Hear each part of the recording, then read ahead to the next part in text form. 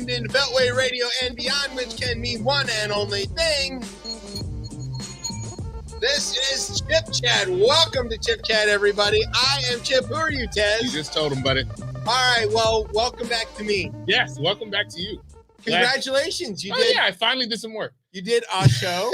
Yeah, our show. I like the title. I think it's already taken, but It is. It's definitely taken. But, we're workshopping some things. Yeah. Do you think, so how'd you like doing the show? I mean, I like talking, obviously. Not as much as you. Nobody. I know. Like nobody on the planet. My dad's like the only person on the planet who can talk as much as you is Larry. And that's like why we did the show for so long. Right. And now he lives in Seattle, which makes sense because it balances the country out. Oh, yeah, kind of. One of the two of us is always talking, depending on where the sun is. Definitely. Yeah, but no, I enjoyed it. You know, me and Ye go back a long time, so we had fun. You prepared. I did. Yeah, we did some loose preparation. I saw the document. Yeah. I looked at it. You did writing. There was some stuff. Yeah, you know, I tried to 15 pages. It wasn't 15 pages. I tried to weave in what we do here into that. You know, I saw you explain him the word thing. Yeah, exactly. He was like, "What is this?" But Brian has called me out where I was stumbling to find a word, and I was filibustering for like 10 minutes to get to that. Yeah. So speaking of filibustering, apparently MTG and Bobo got in an actual war of words on the floor because Bobo offered articles of impeachment against Biden for man and that. And then MTG was like, "No, it's my turn." And she called her the B word. On the floor? Bobert. Right to her face. You said, "You stupid little Bobert." Yeah, right to her face on the floor. All right. Well, I mean, decorum has been gone. That's how long ago? It was in Nashville, I heard. Oh, God. Okay, I don't know. Give me that one. Yeah, but decorum's been gone since what? Gingrich, maybe? Yeah. Oh, yeah. Right, yeah. Like, this is not a new thing. Yeah. We're already gone with "you lie." And, oh, God. I have that on my phone saved. Yeah, that's a great sound. True. Speaking of great sounds. It's so good. That's not true. Not true. I saw like a cameo that Barrio did with the what's her name from Abbott Elementary? Oh, Quinta Brunson. Yeah. And at first I thought you meant Barrio was on Cameo, and I'm like, what is nobody can afford that. I was gonna say what is happening? Yeah, I'm sure he would do it. And yeah, somebody, but like, donate to like, the library or whatever. No, but nobody could afford it. But he did like he met up with her and did a selfie video with her for her mom. Okay. And even in that instance, first of all, he's cooler than anybody else. Yeah. But he still got the I watched this because she did it on SNL, and I said to my wife, "Could you imagine how much more Barack Obama could have got done if he could actually find the words that he means to say at the moment he needs them?" Like the greatest gift the Republicans have is the fact that he thinks a little bit longer than anything else. He's pondering way longer than probably anybody else on this planet. Yeah, but how many words could have been in all those ahs? There's a lot of ahs. But I feel like breaking news. That was fast. Yes. Chris Paul has been traded for former Michigan great Jordan Poole. Chris Paul now has a shorter duration in Washington. Don't bring the transaction news in. Okay, what is the breaking news, Brian? It does relate. It does relate to the beloved Washington, aka Wizards, or now the Boule. Yeah. They drafted. Who we get? All right, for the number 8 pick in the 2023 NBA draft, the Washington Wizards select Jarris Walker, power forward from Houston. Aren't we swapping that pick though? Didn't we swap the 8 and 7? I think we ended up with, no, we kept it. We did keep the 8. We got more picks. And then in the Porzingis thing, we got like 100 picks or whatever, which is all right. Hey, Houston, dynamite team. Yes. 2 times to the Final Four, looking good. All right, we'll take it. We'll see. Who knows? Shouldn't abolish the draft. Abolish the draft. And all you're just abolishing everything around here. Let's abolish this draft. Look, everybody be free agents. Look, come on now. I want to get rid of the lottery. The lottery needs to go. Yeah. The Get rid of the lottery for sure. But like, everybody be free agents. You want everybody to be on the Knicks. This is the only place. What are you doing This is here? the only place that's this. Like in America, we're so socialist with sports. Yes, It's insane. How could Charlotte or like Nevada compete against New York or LA? No, but I mean nominally. Shut up. That's my point right there. That's what I'm like. Abolish the draft. Milwaukee would not be the powerhouse that they are. They would not be in contention. Milwaukee is a tiny, tiny city compared to the big ones. There's not a chance the market's there to get somebody like Giannis. And all of a sudden, they're in the news. Sorry. No one wants to live in Kenosha or anywhere out there. No, of course not. They all live in Chicago. Right, exactly. So, my kids asked me, where does Chicago end? I said, Milwaukee. Oh, God. It's true. Yeah, and anyways, that's a whole different show. All right, we're way off topic. We have a guest this week. You may have heard of him. He's way out of our league, but he's back to visit us. Substantial is going to be here.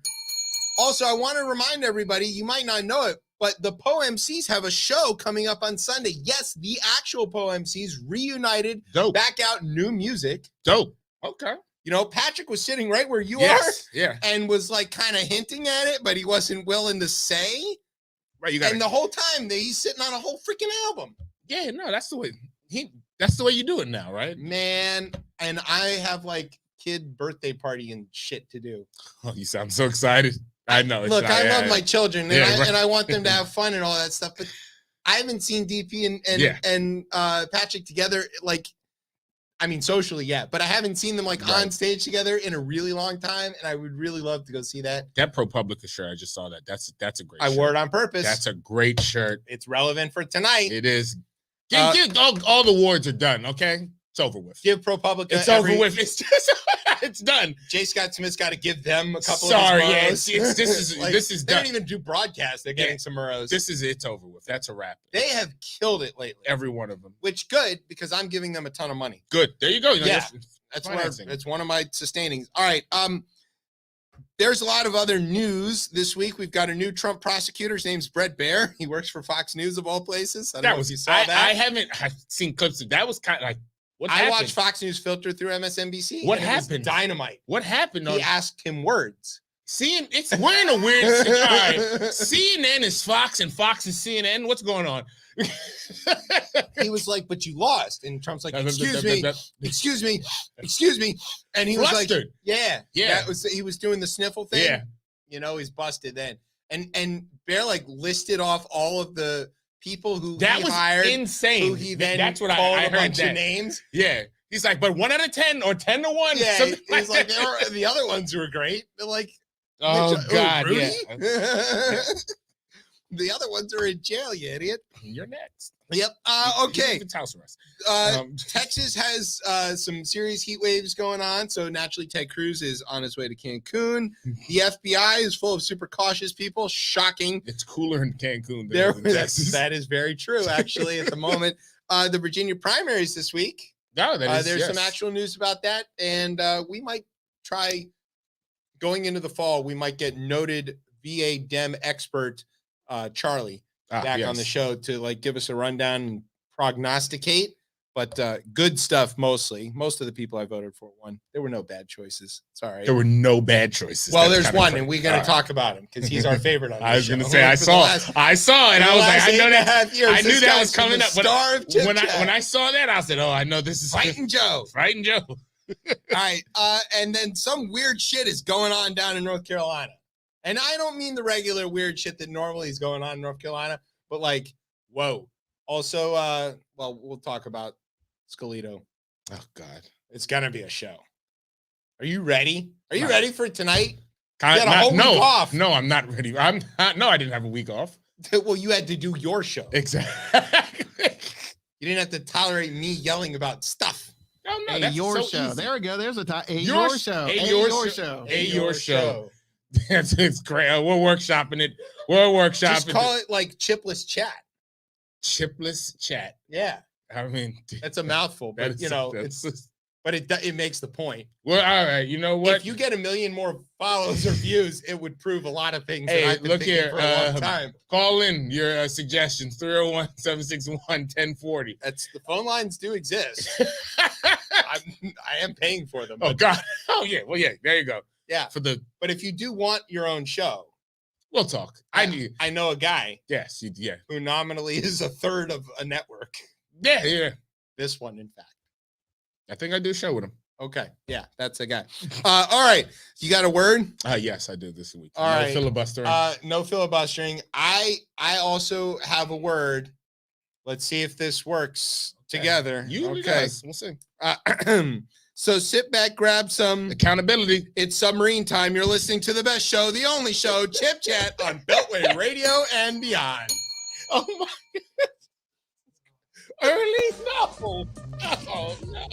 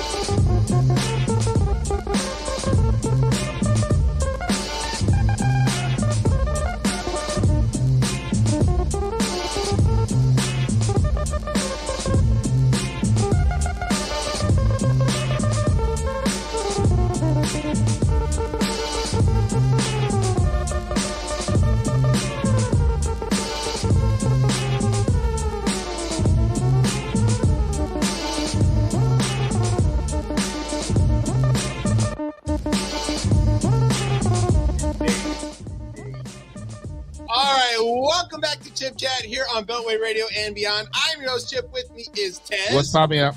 All right, so now we've come to what is, I think, going to be a recurring part of the show. It's called indictment updates. Oh, yeah, we're good for the next 5, 6, 7, 8 years, however long this takes. Literally, when we started this show back in 2015, we wrote jokes.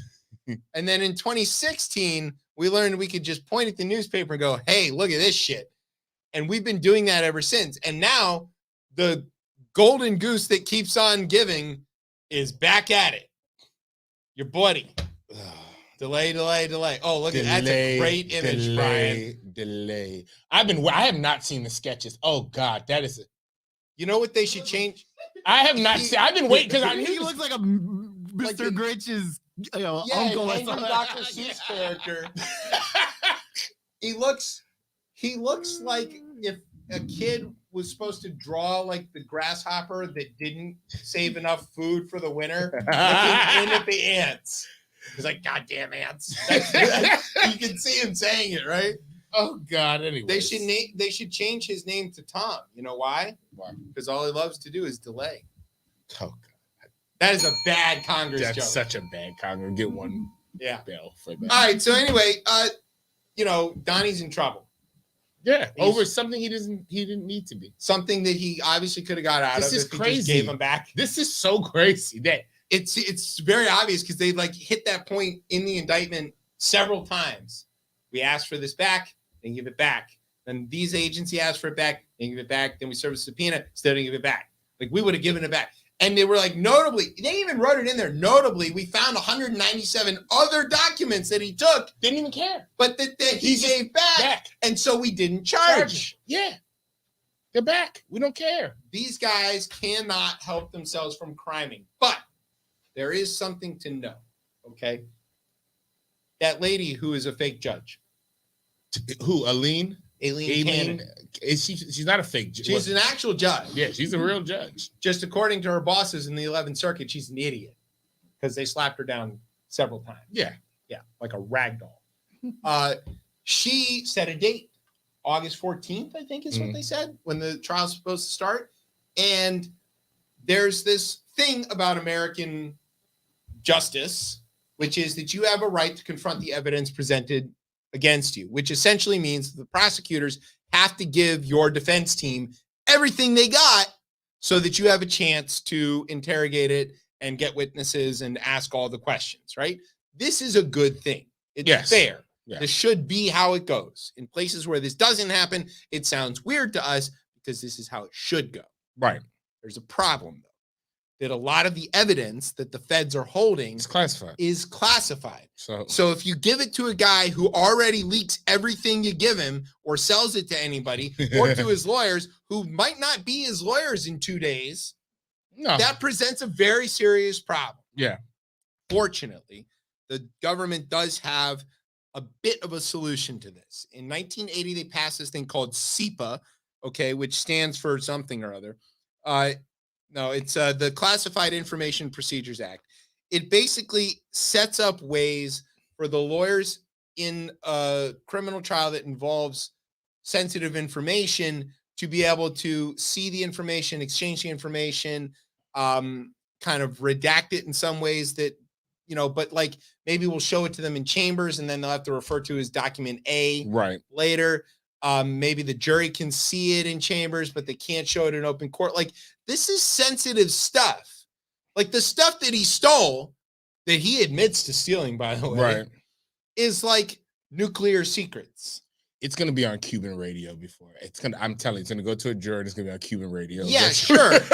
But like, at least do the right thing the best you can. Yeah, they're going to try. Let's not just broadcast this stuff widely for everybody to see it. So like that right there presents this opportunity for the Trump team to delay and delay and delay and delay. And that is basically his entire legal strategy for decades.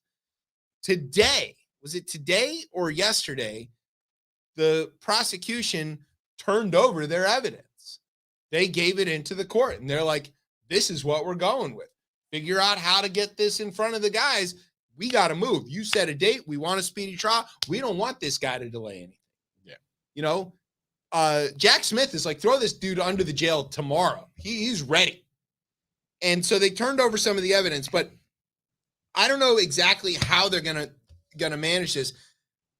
For starters, as this article from the Post points out, Trump needs at least one lawyer and probably more than one with a security clearance or able to get a security clearance. How are they going to get a security clearance? Well, most of them are implicated in the crime. That's what I'm saying. How are they They're co-defendants or state's evidence.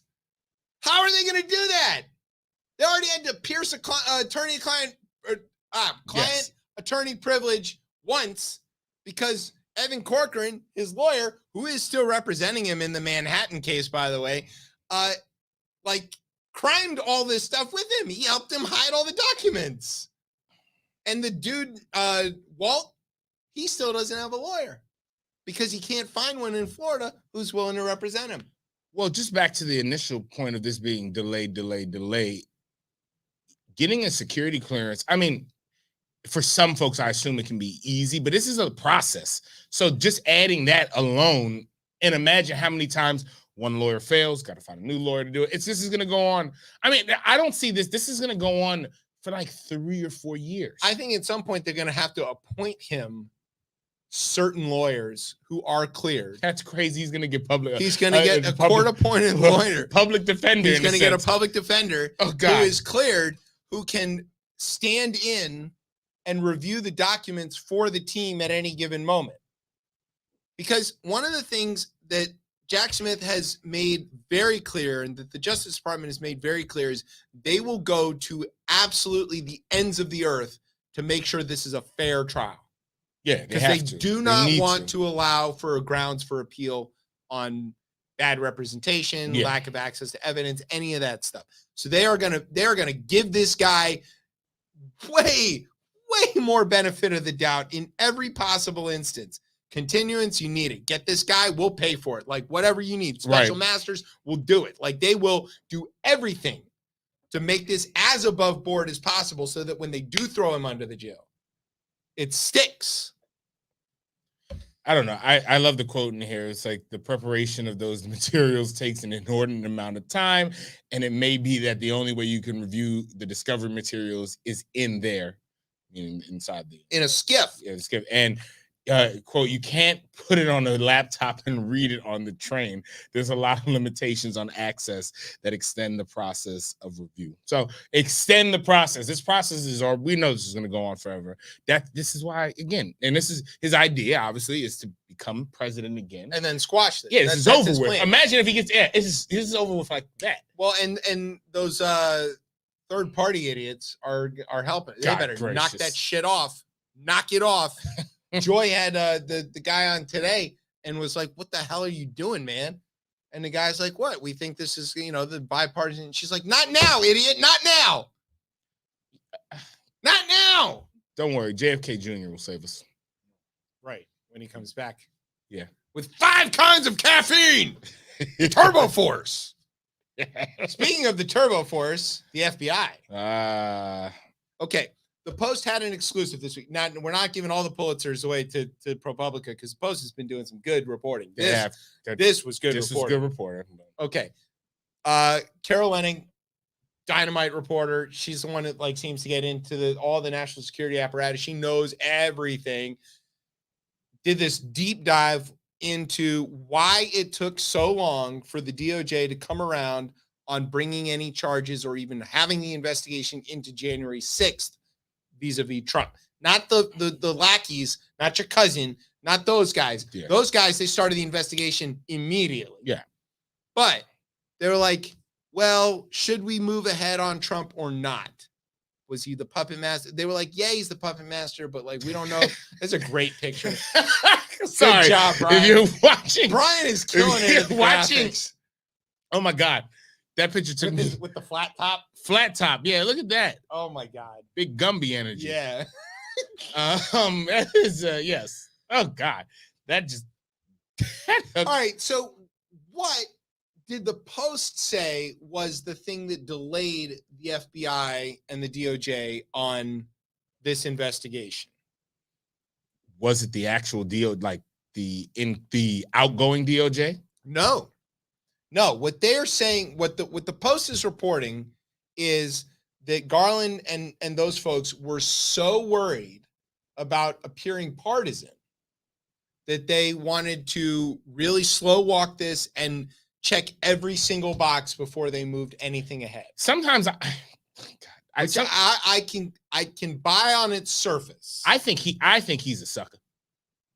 Because he does not sometimes move. After what has happened, he moved I get to be cautious around this, but that can't be the answer. I get why that's the answer, but it's like, if the rule of law is to mean anything. Yeah, it's a weird thing because sometimes he feels very it just feels like, you can't treat it with kid gloves. Like Jack Smith doesn't seem like, and I get, let me be, I guess, a little more. You're skipping several steps. Yeah, because Merrick Garland, he is right. He's the attorney general under Biden, and he's the attorney general of the whole country. So I understand where he might want to remove himself from certain things. Understandable. It's understandable. But sometimes it just feels like he's moving with kid gloves. And if this is the case for here, I'm thinking it's the outgoing DOJ or people stopping that. No, it's the existing one that's coming. Well, so Garland's got this problem. Our system relies on the executive branch appointing people and then, confirming. And so people often talk about, it's a Trump appointed this person or it's a Biden appointed this person. And it's a terrible way to go about it. It is bad. So bad. It's a bad way to talk about it because it implies that these people are somehow beholden and they can't operate on their own. And the vast majority of U.S. attorneys and all these technically political appointees are mostly apolitical. Yeah. They're mostly operating on just the facts, ma'am, kind of way of doing things. And that's the way it's supposed to be, especially within DOJ. If you can remember back to Clinton getting whacked by Reno all the time, right, because he appointed somebody who was going to be independent. And she was like, yeah, I'm independent. I work for this guy. Yeah. I work for the American people. Yeah. And Clinton took his whooping several times because Janet was not playing around at all. Okay. Garland, to me, moves like a guy who's holding 5 aces and knows he's got 5 aces. And he's willing to let the other guys just keep throwing money in the pot and screwing around until eventually he's like, all right, whack. And he just drops that shit. I hope that's the case. I mean, I just don't think that you can, I don't believe this story, though. You don't believe? I don't believe this story. Not that Lenning isn't a great reporter. She is. She's never wrong. I think there is lots of evidence that the political brass within DOJ was trying to manage this carefully so as not to allow. You got to understand that for the Fox News world, literally anything they do is going to be perceived as political, a witch hunt, a hoax, and whatever. They're just going to make it up. Right. You may as well just plow ahead. That's where I'm at with it. The reason I think, and this is, I'm going to put my tinfoil hat on here. Oh, God. That they're not moving ahead with this is there is too much sympathy for the January 6th attack within the ranks of the FBI. And so it was a process of getting the right people in charge who are going to actually run these things to ground, manage the field agents properly, do all of that stuff to get the evidence moving in the right direction. Because I don't think this is true of the upper level. And I think that the vast majority of G-men are straight up G-men, and they are like, completely serious, unfun feds. Right. Like when you say the feds, this is who you mean. Guys in the black suits with the sunglasses who never talk. That's who you're talking about. Men in black. But there are a not small number, I would say 10 or 15%, who came up as cops, who had that force protection mentality, who buy into this sort of white supremacist, right-wing, ethno-nationalist bullshit, who are like, yeah, all right, these guys took some swings at cops and nobody got too badly hurt and everything's mostly fine. Nobody got too badly hurt. Let them go. Yeah, and I mean, they're out there justifying it the same way half of Congress is justifying it. They're tourists. They just blowing off steam. It was a handful of bad actors. There's no calculated plot. It was a riot that got out of hand. There is a lot of people, elected officials, who are able to willfully ignore the fact that this was a wide-ranging, deep conspiracy that started in the White House and went all the way down to the foot soldiers at the Capitol. But I guess then, if we bring it back to the voters, don't the voters lose at this point? They've been losing. But I'm saying, but and they don't care. But the voters elected Joe Biden. The voters elected Joe Biden. But what I'm saying is Republican voters, right, completely believe all this stuff. Can't worry. I don't think you can worry about that. I think you get elected. Something happened right before the inauguration. Not something happened. Probably again the worst tragedy in our country. I mean, it's probably this in the this 9/11 in the Civil War. It's those three, right? Pearl Harbor. Yeah. Oh, the war between the states. I'm sorry. Oh, yes, sorry. Brian, Sorry. Thank you, Yes, Professor Brian. Thank you so much of for the correction. Of the fine Commonwealth. Yeah. To me, Trump lost, Biden won. There was a siege on the Capitol, and there's one area of the government that needs to come down and drop the hammer and prosecute these folks. I agree with that. I mean, I think at some point it just goes, these guys are not going to care no matter what you do. Yeah. You can, and neither of those guys in the FBI, neither of those guys, those foot soldiers in the FBI, they'll defect. Yeah. Or they'll shut up and kind of I like my job. They'll knuckle under. Yeah. I mean, they're recording they recorded an album with the people sitting down there at the DC jail on C Street because they think they're political prisoners. Okay, yeah. Trump recorded an album of them singing into the payphones and him reading the Pledge of Allegiance over them singing the national anthem. I'm not making any of that up. You can go listen to it. Christ. And they're regarding them as political prisoners. MTG's down there every day visiting her people in the DC gulag, as she calls it. That's the gazpacho police or whatever. Yeah. So yeah, it's true. These people, they're not going to believe anything. Everybody's been convicted of seditious conspiracy. They've been convicted 6 ways from Sunday. Yeah. No cracks in the nothing. And the DOJ has batting 1,000 at anything? Shit. The only thing that that the Republicans have been able to do with justice that consistent is Durham losing cases. They're that bad. I mean, come on, but none of them are going to believe it. Gates was up there haranguing Durham at his hearing. Why didn't you convict those guys? He's like, this is the evidence we had. It's not enough. And Gates is like, you didn't look hard enough. He's like, this is all there is. I mean, everybody's up there to fundraise. That's all they're there. They're there to talk. Some of them are fundraising. Some of them believe it. I mean, yeah, but they believe it to fundraise. Like, they believe it to keep getting money into their pocket. I think some of them believe it. I think some of them think that there is some sort of vast conspiracy.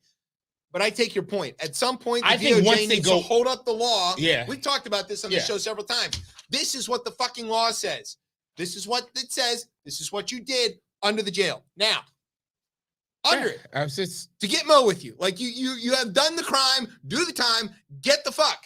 At some point. It has to be there. Because again, as I think going again back to the voters, I don't think there's any at this point with elections, you really can't you can't get people to be like, oh, I'm not showing up because I don't, whatever. Like, I went out and voted. We're not prosecuting these people. What does this even matter? Like, yeah, you can't have that. Because we know it. Because again, that gives them. Yeah, we know what that's going to happen. Right. And you're not going to convince MTG that this is what the law says and this is what he did. Now he's got to go to jail. She's going to go, that's not what the law says. Or this is not what he did. We don't agree with the law. We don't agree with I wanted to say. Yeah, it's like, okay. Told you this is a scary place when white folks stop following white folks' rules. They write these rules, and now other white folks isn't even following these rules. We are perilously close to the war between the states again. I mean, this is the same problem where the agreed upon framework is breaking down in front of us. And again, they were like, you can keep your slaves. Yeah. They were like, yo, and there was an agreement in place. Yo, it's like, yo, you 3/5, baby. Keep it. It's okay. Just give Missouri up. Yeah, just don't expand. It could have all broke down along Missouri. Yes, easily. It's the last time Missouri's mattered since Mizzou made the Final Four. Like, look, so I mean, I don't know. I'm kidding. Kansas City won the Super Bowl. Yeah, I was gonna say what? But Trump thinks it's in Kansas. Kansas, exactly. I don't know. Yeah, you have to prosecute these folks. Yeah, and I mean, sometimes to me, I get why he moves. He doesn't. I don't know. Sometimes for me, get over yourself, guys. They're not gonna buy it. They're just not gonna buy it. Because to me, it's almost like they're playing by the old rules, and there's new rules right now. They're playing cricket, and we're all playing baseball. And it's like, yo, look, can't allow these folks to have control again. I was never the one to believe in the supermajority. Never really thought, but at this point, I don't know how you get shit done. How do you govern without a supermajority? There is nobody's interested in governing. Yeah. Well, there's one party that is. Well, future Speaker Jeffries was out there like beating the hell out of him today. Yeah. He was up there in the well. Yo, even Nancy, or as I call her, Nancy, was up there. Like, she goes, this is the chamber that abolished slavery and instituted Medicare and Social Security, and these fucking guys can't do anything. And she was like mad. She knows because she was there when they abolished slavery. Oh, God, Jesus Christ. Anyways, you're going out a tricky path with that one. Look here. I love Pelosi. Well, I mean, I've got a poster of her in my house. Yeah, she's probably one of pointing at Trump, telling him to get lost. She's probably, she might go down as one of the, she might be one of the greatest speaker in modern times to lose the speakership and regain it. But I think she might be the greatest, like, she's up there. Like, as a politician this country's ever seen. She's up there with Rayburn and all of that. Yeah, she's there. Yes. Like, Tip O'Neill, all of that. All right. Here's what we're going to do. DOJ, get your shit together. Put them under the jail. Do the job. Here's what we're going to do. We're going to take a break. Yes. We're going to play a song from our guest. And yes. When we come back, we are going to talk to somebody who has no business being on our air. And we're going to ask him a bunch of very dumb questions. And then we're going to see if he can play the game. Yeah. That he's a big part of. Yeah, his game. His game. All right, you're listening to Chip Chat on Beltway Radio and beyond. Swips. One, two, three, four. You have this song selection. You deal with scientists. You know, Jadakiss is a scientist. Buckshot, they're scientists, man. They're craftsmen. Substantial. They're scientists, man. Clap for me. Nigga, this is fantastic. Can you rap for me? Okay. DJ, bring it back for me. Let me stretch and get loose. Start black on it. Okay. Triple R to y'all rap read. Stretch money instead of truth, rhyming business. Enough flow to fill a ravine, you should bring pictures. When the beat got that swing, you gon' need pictures. On the mound, throwing it down, stand delivers. All pro, I ain't a goddamn beginner. Picks out the show and let a man eat dinner. Too focused on A to see what plan B get us. Now we fade with some gray on the sides. Omni-man stand when that pen and paper can lie. They lied and said you was the truth, but now your status denied. This life forever die, waiting for the pain to subside. Ooh. Classic over Trinity, bro, I'm still here. Holla at me in a decade if they still care. When you fall and bounce back, if they still cheer, then you're worthy to wield the mic like this millionaire. I'm still in here, still prepared to take what I earn. Y'all some Build-A-Bears and built the bear, the weight of the world. I've been the realest here, that's on my soulmate and my girls. Who you feel compared to me really ain't my concern. Is he dope? Ain't a debate, cause most will say he underrated. A couple takes a state that he a great or just the greatest. Some artists focus less on albums, just don't make a playlist. I choose the former, but I hope the latter choose my latest. Clap for me. Thanks for Mr. Fantastic, can you rap for me? DJ, bring it back for me. Let me stretch and get loose for I black on it. For the poppers, lockers, God bodies, rosters, hip hoppers, now for the imposters. Nah, bro, recognize I spit up when you spot one. Learn from a show stopper. Mr. Fantastic, party of four, dope in audio form. What's a god to record? Bunch of beasts like Benny on the stage with the boys. You hope to have a good show. Bro, I came to destroy the pit, giving out work like I came to implore. Joyce Surprise on the mic when I'm making a point. Sorcerer in the stew when I conjure up joints. Come and fetch this blessing that I came to anoint. For where we rock new balance, but struggle with old vices. And high blood pressure be coming with low prices. For the virus, we've been dealing with known crisis. Transform from old dog to Osiris. Now we can't blame these joints like arthritis. While God guide us, peacemakers and born fighters. Got homies with more seeds than papayas. Trying to find peace while writing them papyrus. Denada, equal rights and living wages. And couldn't see the gods that we are to hitting stages. Best kept secret like Bibles with hitting pages. Best source of raw hip hop and entertainment. My life's a hip hop quotable thing published yet. Slept on by the masses till I left a few with rubbernecks. Took a swing at rapping and I sent it to the upper deck. Only other language that I'm fluent in is cut the check. Clap for me. Thanks for Mr. Fantastic, can you rap for me? DJ, bring it back for me. Let me stretch and get loose for I black on it. For the poppers, lockers, God bodies, rosters, hip hoppers, now for the imposters. Nah, bro, recognize I spit up when you spot one. Learn from a show stopper. We get into the science of the fact. And that's the beauty of it. And that the average person doesn't know that, and they get treated like pop music. Top 40, shaking to the lights, as I say. All right, welcome back to Chip Chat here on Beltway Radio and beyond. I'm your host, Chip. With me is Tez. What's popping up? All right, I don't think our guest really needs any introduction. He's a DC hip hop legend. He's the center of so many connections and networks, and like most of us, he married way up. Substantial. Welcome back to Chip Chat. Peace, fam. What's going on? How you feeling? Oh man, I really didn't want to like interrupt the music to talk to you, but I guess that's what we're here for. And then you came on with this beautiful mic. Yeah.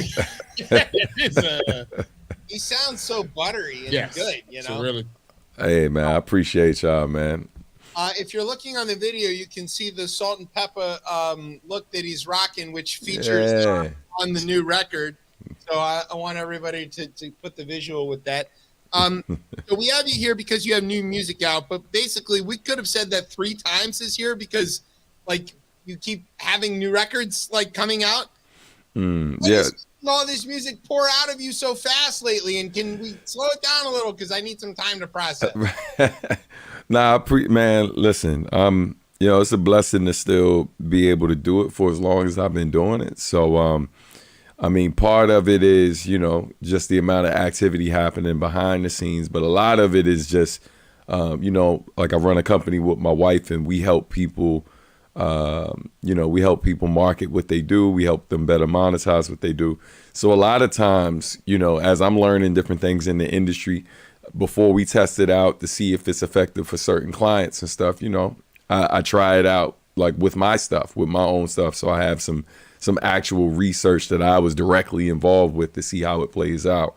And so, so part of that is this whole strategy of, you know, rather than dropping 1 or 2 singles and then dropping a full album or just dropping an album out the blue, I mean, the industry nowadays is kind of like the 50s almost, right? Or the 60s, where it's like it's very single driven.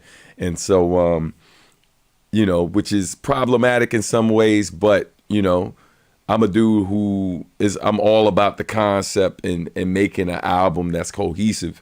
Right. But at the same time playing this game, understanding that as I work on a project that's cohesive, I need to make sure these songs can stand on their own, and then apply release strategies that will make the record benefit overall. So that's what it is. It feels like it's a ton of music, but it's all a part of this one album that I've been putting together for quite some time. So is the adultish album is like all of this kind of wrapped up together, or Yeah, absolutely. Like the first single from it dropped back in October of last year before I went to Romania. And so and then as we were prepping for that, rolled out another single, which was Reed Richards, the one you just played.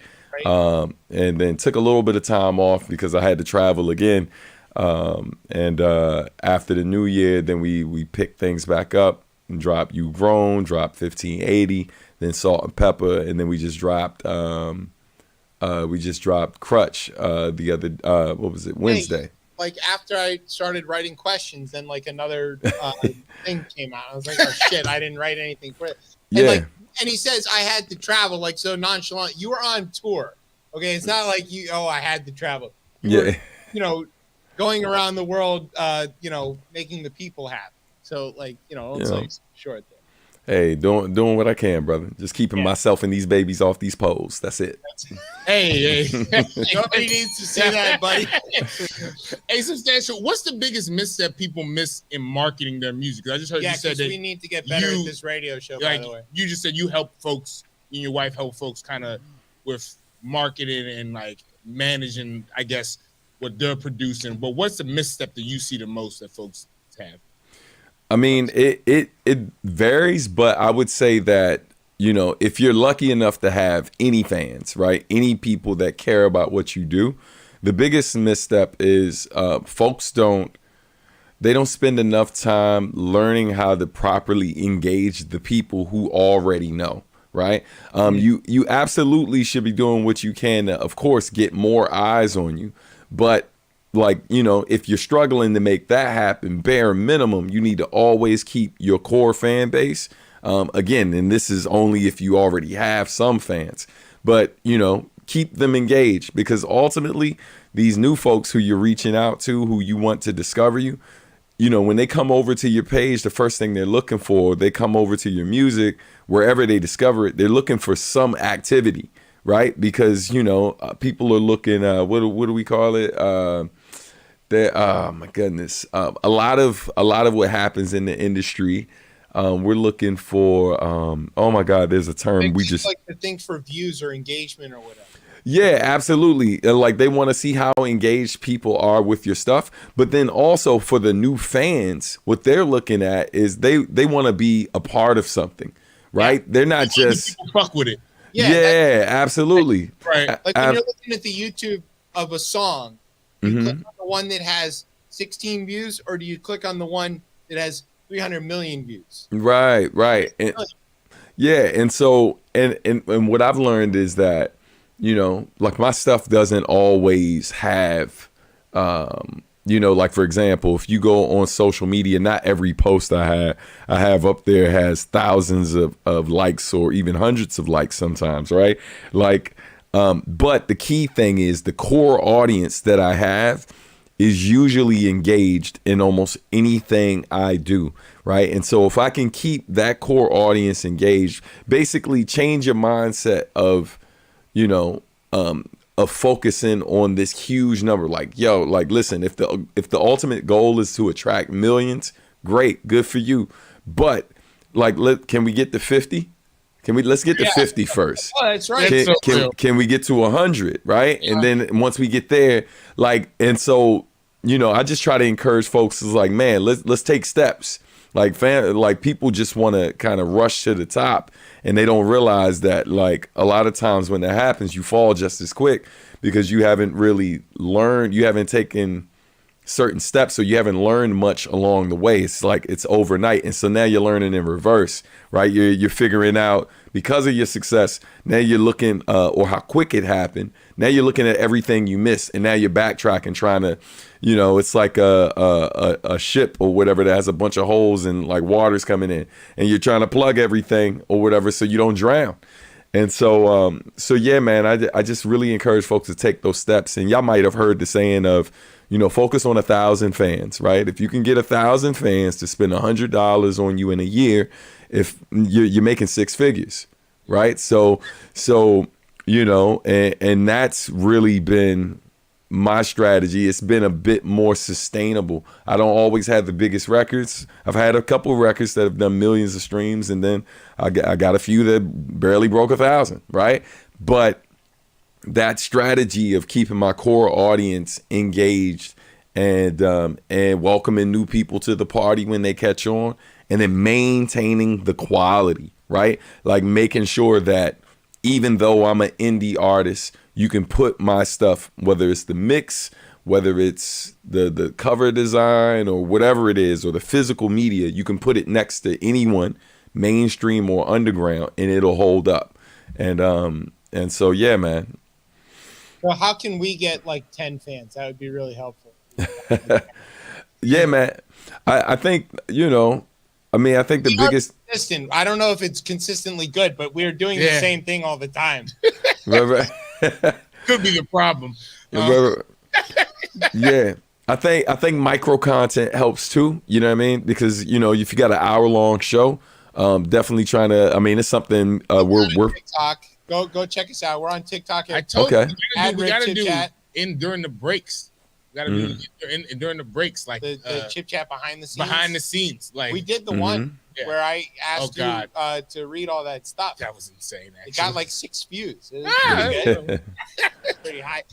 All right, so let me pivot a little bit to talk about the music, because the new record so far that I've heard, even though I already prepaid for it and certain tracks haven't been released yet, but that's thank you, fam. That works. That is what I'm paying. I understand. The hell you that's talking fine. And get it on Bandcamp, by the way, so you can support your artist. Appreciate you. The new record has a lot of cool features, a lot of cool people on it. How did you get all that to happen? And how do you? I mean, we know everybody, but how do these features come about? You've got something you want a little help with, or somebody's got something that they want a little help with. How did that come out?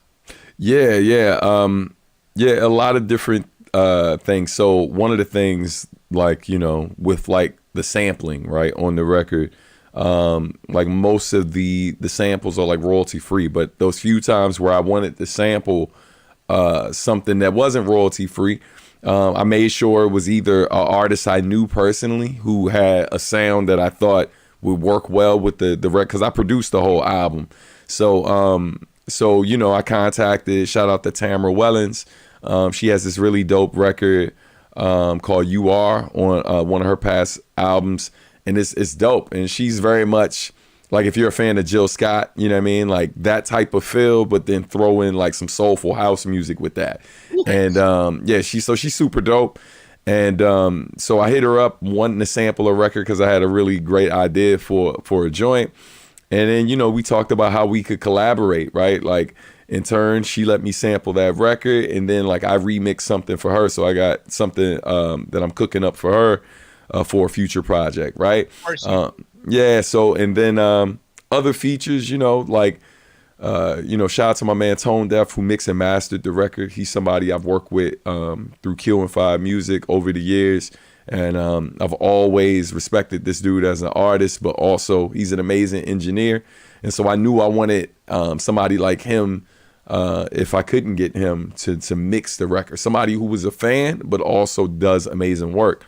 And with everybody on the record, that's really what it was. Like, step into the homie Millen, who I know is a future guest for you guys. Coming on the show soon. So yeah. You just know these guys and you just call them up and be like, hey, can you throw me a lick on the record or what? Yeah, absolutely. Like if I hear something that sonically sounds like it would work really well with what they do, then I call them, see if they could do it, and if not, I'd find a way to kind of compensate for what I think they would add. And of course, there's no replacing them, but you know, you figure it out. And so, and that applies to the vocalists on the record, the various musicians, like different types of percussionists, bassists, pianists, and all like the different people who contributed. And that last record you played, shout out to Chuck D. That's who's talking on the intro and the outro. That's from his radio show. He was just talking about me and mentioned me in the same breath with like Jadakiss and other legends. So that was a huge honor. You know what I mean? He's a big fan of this show, actually. Word. Chuck talks to me all the time. All the time? Yeah. we're buddies. My kids love Public Enemy. And we need a sounder whenever you start. So one of the weirdest things that I was worried about was like when Flavor of Love happened. Oh, because you thought it would taint it. I thought they would like I would have to explain this is what Flav would be like popular for, and when I had kids and all that. Unfortunately, it's not. But like when I was at the museum and they had the hip hop exhibit, and I was taking pictures of all that, I brought it home and I show my kids, and they go, "Oh, it's Public Enemy," and I was like, "That's right," and I was like so relieved that I was able to skip this period of time. Okay, go ahead. You have real questions. So that kind of leads me into my question, because I feel like hip hop's in this kind of interesting space right now as the music, like, right? We have like elder statesmen in our music now. 50 years now. Right. Where, because sometimes I feel like with hip hop, everybody's always like, oh, it's a young man's game. It's a young man's game. Feels new all the time. But I feel like there's an interesting place in a space that, like, again, the elder statesmen of hip hop, like, they occupy. Where do you see that? Like, Rakim is on tour, right? I mean, yeah, and selling out. Yeah, and I don't think that's ever gonna stop. But I wonder why we kind of look at our art form and our culture in the sense of that, like, it can't be similar to any other where people are 80. The Rolling Stones are selling out stadiums in their 80s. Grateful Dead concerts keep going on, man. And why should they not? So I mean, they should all be happy. Yeah, it is, because it's music, right? And are you calling Substantial an elder statesman? I'm not on our airwaves. I'll take it. You know what I mean? I mean, it is what it is. Exactly. Right. Edge. Yeah, I think you could be cutting edge in the elder statesman. Okay. No, I think that you know, there's a lot of ageism in hip hop, right? Like both ways. You know, like something. Yeah, I mean, the younger heads, you know, feel like as you get old, like a lot of these dudes are bitter, like some of them corny, et cetera, you know, they're not relevant, you know, a lot of the different things. And then vice versa, right? Like the other way, a lot of the older dudes don't necessarily understand the new trends that are going on in music. They make a ton of blanket statements, which is that's one of the most problematic things just in life, period, is when like you hear a few things you don't like or even a lot of things you don't like. And then you make a blanket statement saying all of these dudes are bad because of this. Right. Or like, you know, I saw something recently from 3 Stacks from Andre 3000 that was just saying there was no freshness in it, and I just felt sorry for him because I was like, yeah, bro, I don't know what you listening to, but there's a ton of dope stuff I'm discovering over here all the time from a lot of these younger rappers. So you know, one is always mad about kids on his lawn. Like, you know, I'm a huge fan, but like you know, he's like, oh, these kids, they don't know anything, and I'm like, some of them know something. Yeah, a lot of them know plenty, and you know. And the other problem with this stuff too is like one of my biggest pet peeves is that we oftentimes use the term hip hop when we're really just talking about rap. You know what I mean? Yes. And because I'm a dude, you know, when I was on tour, one of the shows we performed at, it was a b-boy battle. You know what I mean? So we weren't even the main part. We were there in support of the b-boys, and like literally the backdrop of the stage is cans of like spray paint stacked in a dope ass pattern.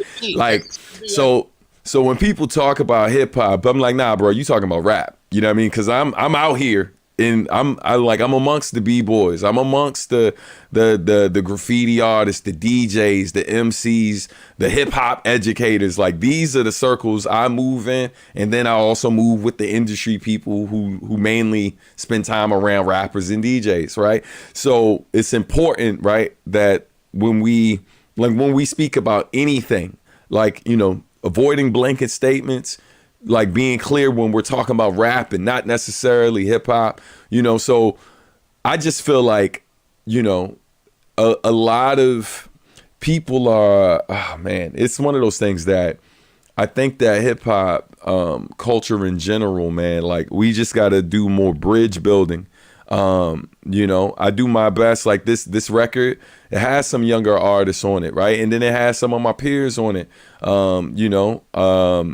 And so, you know, I'm an educator too. So I have a very different perspective than I know a ton of old heads do, because they only spend time around people who are in their age group. So they're complaining about groups of people that they're not willing to spend real time with and have meaningful conversation.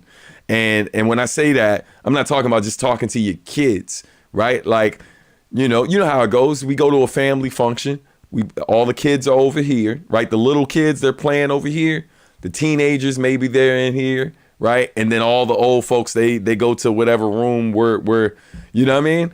And yeah, bro. And so, and while I get that, but like if we're really serious about you know, quality control and people people understanding like why these things are important, right? Like to our legacy, to the culture, to the artistry.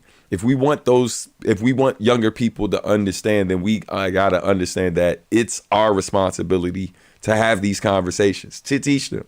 Because when you point the finger at the youth and talk about how piss poor whatever they're doing is, you're really you're pointing the finger at yourself. That's your failure, fam. Yeah. So you know, I know a ton of youngins who are super dope, and a lot of them who look up and respect me and reach out to collab and stuff like that. And I understand that's a part of my legacy. And so, you know, yeah, man. That's more like 50 cents than 2 cents, but yeah. That's why we have you here. Like, that's part of the thing, you know. Like, I used to think about when I would go play basketball in the afternoon. I used to have a job where I get off like at a reasonable time. I go play ball at the court next to my apartment with, like, you know, these are like middle school and like early high school kids, and like I wasn't there to like go break ankles and stuff. I was there to like shoot around, but have some fun and like, you know, just be a presence. Right. And that really matters. And I learned a lot from those kids. That's the thing. I think that's the two-way street, is that, you know, you speak to these kids and you listen to them like, oh, wow. Okay. Like they can see what a grown-up looks like who still is out there and playing ball and like hanging out or whatever. But then also like I can see what they're doing and be like, hey, man, maybe that's not the right way. You know, you might want to watch out, you know, whatever. Or I saw this X, Y, and Z I've seen this happen. You know, I was there. Let me tell you about when it happened to me. Right. You know, speaking of things that happened to me, you mentioned about bridge building. And one of the things that we talk about on this show often is the lack of infrastructure in DC hip hop. And a big proponent of the DC hip hop infrastructure is Priest. He's always going on about that. Now he's got a new video out that's got some views. It's not quite as many as 140,000 views, which he got by having me in one of his videos. So the question is, when are you gonna? And ADST's got a new record out too. It's 200,000. I'm not even in that record. I don't know how he did it, but when are you gonna make a video featuring me? We need a sounder when he does this. So you can break 1 billion. Right. I mean, the cool thing is, man, we plan on shooting videos for most of the record. We have 3 videos shot for the album yet. I'm waiting for the album to drop, and then we're gonna start releasing the visuals for it to extend the life of the record. But yeah, man, absolutely, bro. I'll keep you posted, man. You know, look, this excuse is gonna sound a bit like a flex, and we'll let it be that. But only one of the videos so far was shot in the U.S., right? Like, so I think wedding type shit, man. Yeah, we shot one was shot in Uganda, the other one was shot in Romania while I was out there, and then the only one that was shot here was at National Harbor after we did MagFest. So yeah, man, the rest of them will be shot here because there's no major travel happening anytime soon. I'm just really locked in trying to get everything Need a together. star, I can hook you up. You know, I know a God. guy. All right. Several people famous. Oh God, it's All right, very Trump. I want to right there. whatever. It's called ChipChat for a reason. It is. I want to ask you. You know, you mentioned that you're an educator, and you are, but you're also not. You know, you're involved. You are a teacher, but you're also involved in like, you know, some of the local arts programs that are around here, Word Beats and Life, and Shout out to them. Ghana and all that stuff. Do you think that the DC region, and I don't mean just the district, but I mean regionally, the efforts to support the arts and culture are actually starting to pay off? Because it seems to me like there's a lot more of this stuff going around than there used to be. Yeah, absolutely, 100%. I think a lot of the resources that are here in the DMV are grossly underused, right? And that's why a lot of artists feel the way they feel. Sometimes it's like you just don't know that it's there, right? And so a lot of the workshops that my business has done in the past, we try to make it free or really, really cheap to attend, just so people didn't have the excuse of not like being able to get the info. And so and then, you know, shout out to Words Beats and Life, where if you're like a youngin' of a certain age, I mean, they offer free programming to kids as young as like elementary school age all the way up to like 22 years old.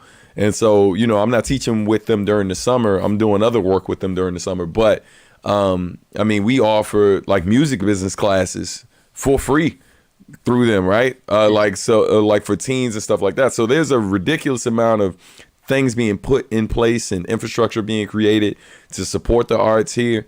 If you're a person that's a bit older, obviously, and can't be a part of Words, Beats, and Life, if you're a college student, you could literally be a part of Grammy U and be a part of the Recording Academy and be in the room with not just other. Added to the academy, by the way. Yeah, man, you could be in the room with not just other entertainers or other vocalists and rappers, etc. You could be in the room with entertainment lawyers, managers, right? People who book for venues, a long list of folks who are also a part of the academy, and build your network and be in a room with people who have decades worth of experience and just giving out game. Now, granted, if you're a part of Grammy U, that doesn't cost. But if you're not in college and want to do that, we're talking about like $150 a year to invest in your career. You know what I mean? And put yourself around professionals who aren't like sometimes the biggest artists, right? But these people are making moves globally or bare minimum locally. So you want to put yourself around folks who are in positions that you hope to be in someday, you know? And that's definitely available to you in the DMV.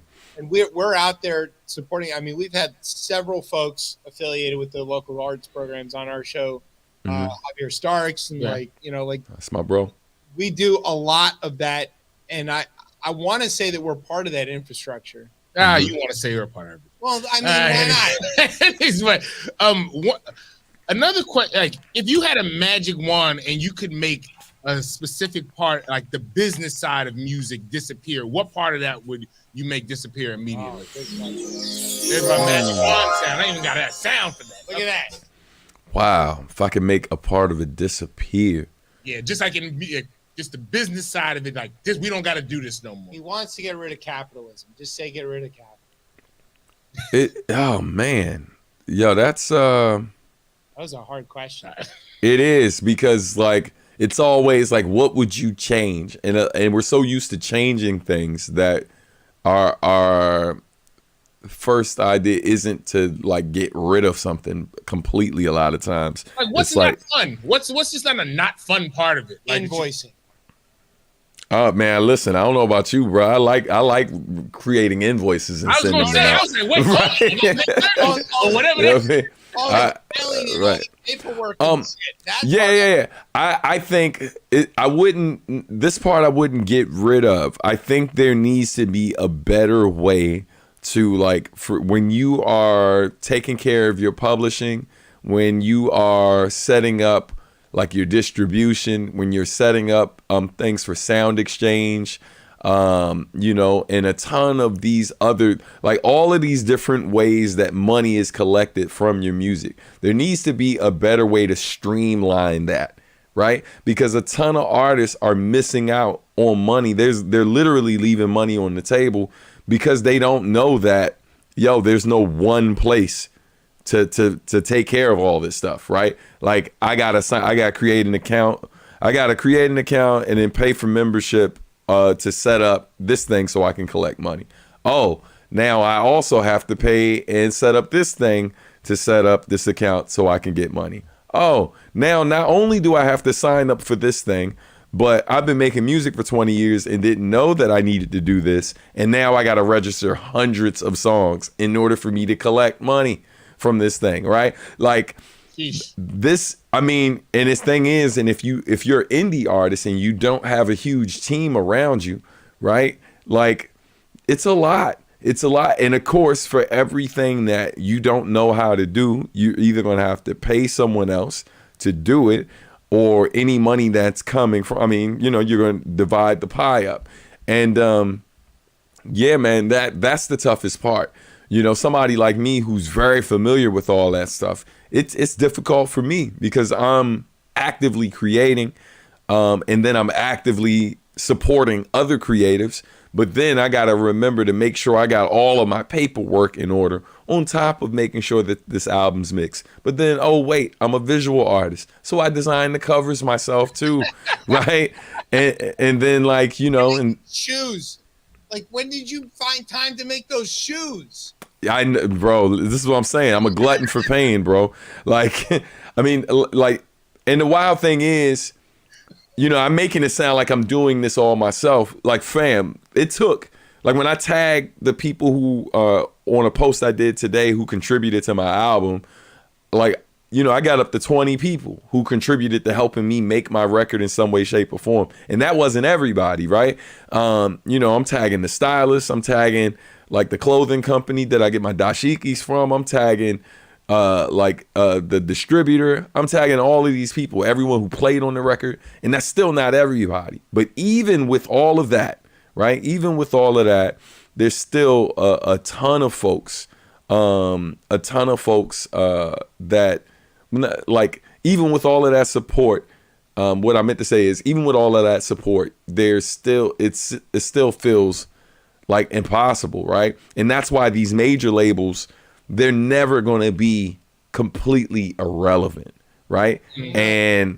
And the reason why is because they have the manpower, right? They have a staff of a ridiculous amount of people who are factories. who are dedicated to all stuff. Yeah, and a lot of artists don't understand why we get paid so little when our stuff sells and stuff, and it's because when you realize that, like, think about how many people work at this label and are on salary, right? Like, are paid salary, right? You're getting paid based on what your thing do, but they have so many artists, so many records, that what that stuff makes overall is enough for them to pay out salaries to God knows how, tens of people, in some cases hundreds of people around the world for one company that is branched off in other countries, right? And they control these records, and these records are taking care of other people's health care, taking care of other people's this, that, and the third, largely because there is no way possible for you as an individual to manage all of these things and chase down all of these resources and all of the revenue streams that are available to you just for your record. Somebody figure out an app for that. That's one of those game changer apps. Yeah, I mean, what you're seeing now is distributors who are finding ways to incorporate certain things, like for you to plug in information so that way your publishing can be like registered, so that's taken away, at least one step, right? And now they're doing a better job of, including certain apps or whatever, where, like, for example, if you're on SoundCloud, right, your music is being monetized whether you're paying for the pro version of SoundCloud or not. So in other words, if you only have a free account on SoundCloud, SoundCloud is still running ads on your music, right? For people, you know, who have, who don't have paid accounts on there to listen to music, right? So ads are running. That's money, right? Ad revenue is coming to SoundCloud. You don't get any of that unless you decide to pay $8 a month. So you got to pay in order to get money from your stuff. So there's a cost. And yeah, bro, it's ridiculous. And so, you know, all right. So we'll put all this to bed. Call Jay Yoko and talk to her about this and like get together and make like the single artist app. That's her big thing. And it's like y'all need to get paid, and we are fake artists. So, well, you're a real artist, but we do this fake thing and we're not getting paid for it. All right. So we want to shift gears ever so slightly to the end of this. We want to let you know that we have been monetizing your stuff. You're very, very famous for a thing that I don't know if you know that you're famous for. Oh no. So just Oh no. All right, yeah. So Brian, hit the sound. Florida or not? Okay, so if you probably remember from various times you've been on the show that we play this game called Florida or Nah. Florida or not? Yeah, and the very first or maybe third time that we asked you to play this, you said Florida or not? And it was really funny. Because you corrected. It was like almost like a correction. Yeah. We were like, you ready to play Florida or not? You're like, Florida or not? Yeah. So we play this basically every week. We have Oh my God. But you're very famous. That's hilarious. He's an international hip hop star, but what he's really famous for is Florida or not? There you go. All right. So are you ready to play Florida or not? I'm ready to play. Let's do it. All right. Brian, hit the sound. Florida or there not? There you go. That's hilarious. All right. Do you remember the rules of this game? I don't. You got to refresh my memory. The way this works is we're going to read you a news story with the locational details removed. All you got to do is tell us whether this happened in Florida or not in Florida. Florida or not? There you go. There it is. Yo, this is wild. Are you ready? Yo, I'm so ready. Let's go. Okay. The owner of an auto repair shop who paid a former employee with 91,500 oily pennies has been ordered by a judge to pay nearly 4 million more cents. A federal judge ruled that Miles Walker, who owns AOK Walker Auto Works in such and such a city, owes $39,934 to 9 workers for unpaid overtime and damages. Attorneys for Walker agreed to the payments to settle a civil lawsuit brought by the U.S. Labor Department that accused Walker of retaliating against a former employee named Andres Flatten, maybe? I don't know, in 2021. Flatten's better. Yeah. After Flatten filed a complaint with the agency saying Walker owed him a final $915 paycheck, the employer dumped that amount in oil-covered pennies on Flatten's driveway. The amount of loose change came with a pay stub signed with an expletive. The Labor Department said further investigation found that Walker's business had also violated overtime provisions of the Federal Fair Standards and Labor Act. The judge on June 16th signed a consent order in which Walker agreed to pay nearly $8,700 more to Flatten in owed overtime and damages. 8 other workers are to receive amounts between $14,640 and $513 within the year. Quote, the court has sent a clear message to employers such as Miles Walker who subject employees to unfair wage practices and outright intimidation and retaliation, said the Labor Department solicitor. Wow. Wow. Right. Did this happen in Florida or not in Florida? I'm going with Florida. It's a good guess. Show your work. Oh, I gotta explain why. Yeah. Oh man, it's when he said the whole like they went and poured it in their driveway, right? I feel like as somebody who spent a lot of time in Florida, I see a lot more like homes and stuff like down there than apartments.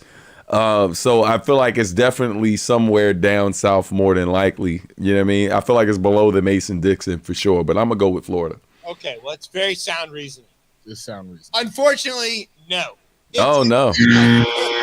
This is in Peachtree City, actually, just outside of Atlanta. It was down south. It is was down south. south. There are a lot of driveways below the line, but unfortunately not in Florida. So, it would be, I don't know, Brian, how would you say that? Oh, we're working. Florida or not? There you go. Big not. I'm sorry. Substantially, you lost the game. Or not now. Yeah, now. All right, so we know you have a tour. There you go. We know you have a tour going on. Exact. It's our whole show. when- Loser Game Show. When show. is your next tour dates? Where can everybody get in touch and follow you and get the music and all that kind of good stuff? Yeah, man. The website is iamsubstantial.com. No out of state joints coming up. Well, the events that I got going on, I'll be at BlurredCon on July, the weekend, July 7th through the 9th. I'll be there on the 8th and 9th, both vending, also performing. We're doing our Sketchpads joint, which is a live art and music lounge. I'll be doing a beat set there and then performing on the outdoor stage. So that's coming up. I'll also be in NYC the day before, July 7th, for my man G's release party that's going on. After that, I'm at Otakon, also happening in the DMV. That's happening at the Walter E. Washington Convention Center. I'll be doing Sketchpads there as well, doing another beat set with the homie Katie Fox, celebrating her manga that I had the pleasure of producing an instrumental album for. So we got that going on. Then I'm performing at Conjutsu, which is happening in Fairfax, Virginia, on August 19th through the 20th. Just got hit up about a hip-hop celebration for hip-hop's 50th that's happening in D.C. Those details are forthcoming, though. So I'll keep y'all posted. But those are the upcoming gigs. I got stuff booked all the way into next year. I'll be at ChromaCon in March 2024 in Baltimore. I keep forgetting. I got a Baltimore joint happening. There's a lot going on. The Baltimore joint happening on June 30th with the Baltimore Boom Bap Society. Shout out to Wendell Patrick, amazing producer. Him and his brothers, they put that on. Shout out to Eric as well. But yeah, man. At least you're not busy. Yeah, right? Right. Time to come Bro. out. Oh, man. Sheesh. Well, with all of that, since it sounds like you're going to be very busy and you need to get some rest, and we have a third half of the show to do, we're going to play one of your songs, and we're going to head out of here. One more time, what's the website? Where can everybody follow you? Yeah, iamsubstantial.com. You can check that out. And if you just Google Substantial and hip-hop, I'll pop up. Coming up. Yeah. All right, Substantial, thank you so much for coming back on our Substantial. show. We really Appreciate y'all, man. We're huge fans, and we cannot wait. We're going to throw on one of your tracks, and we're going to take a break. You're listening to Chip Chat on Beltway Radio and beyond. Sweeps. Florida or not?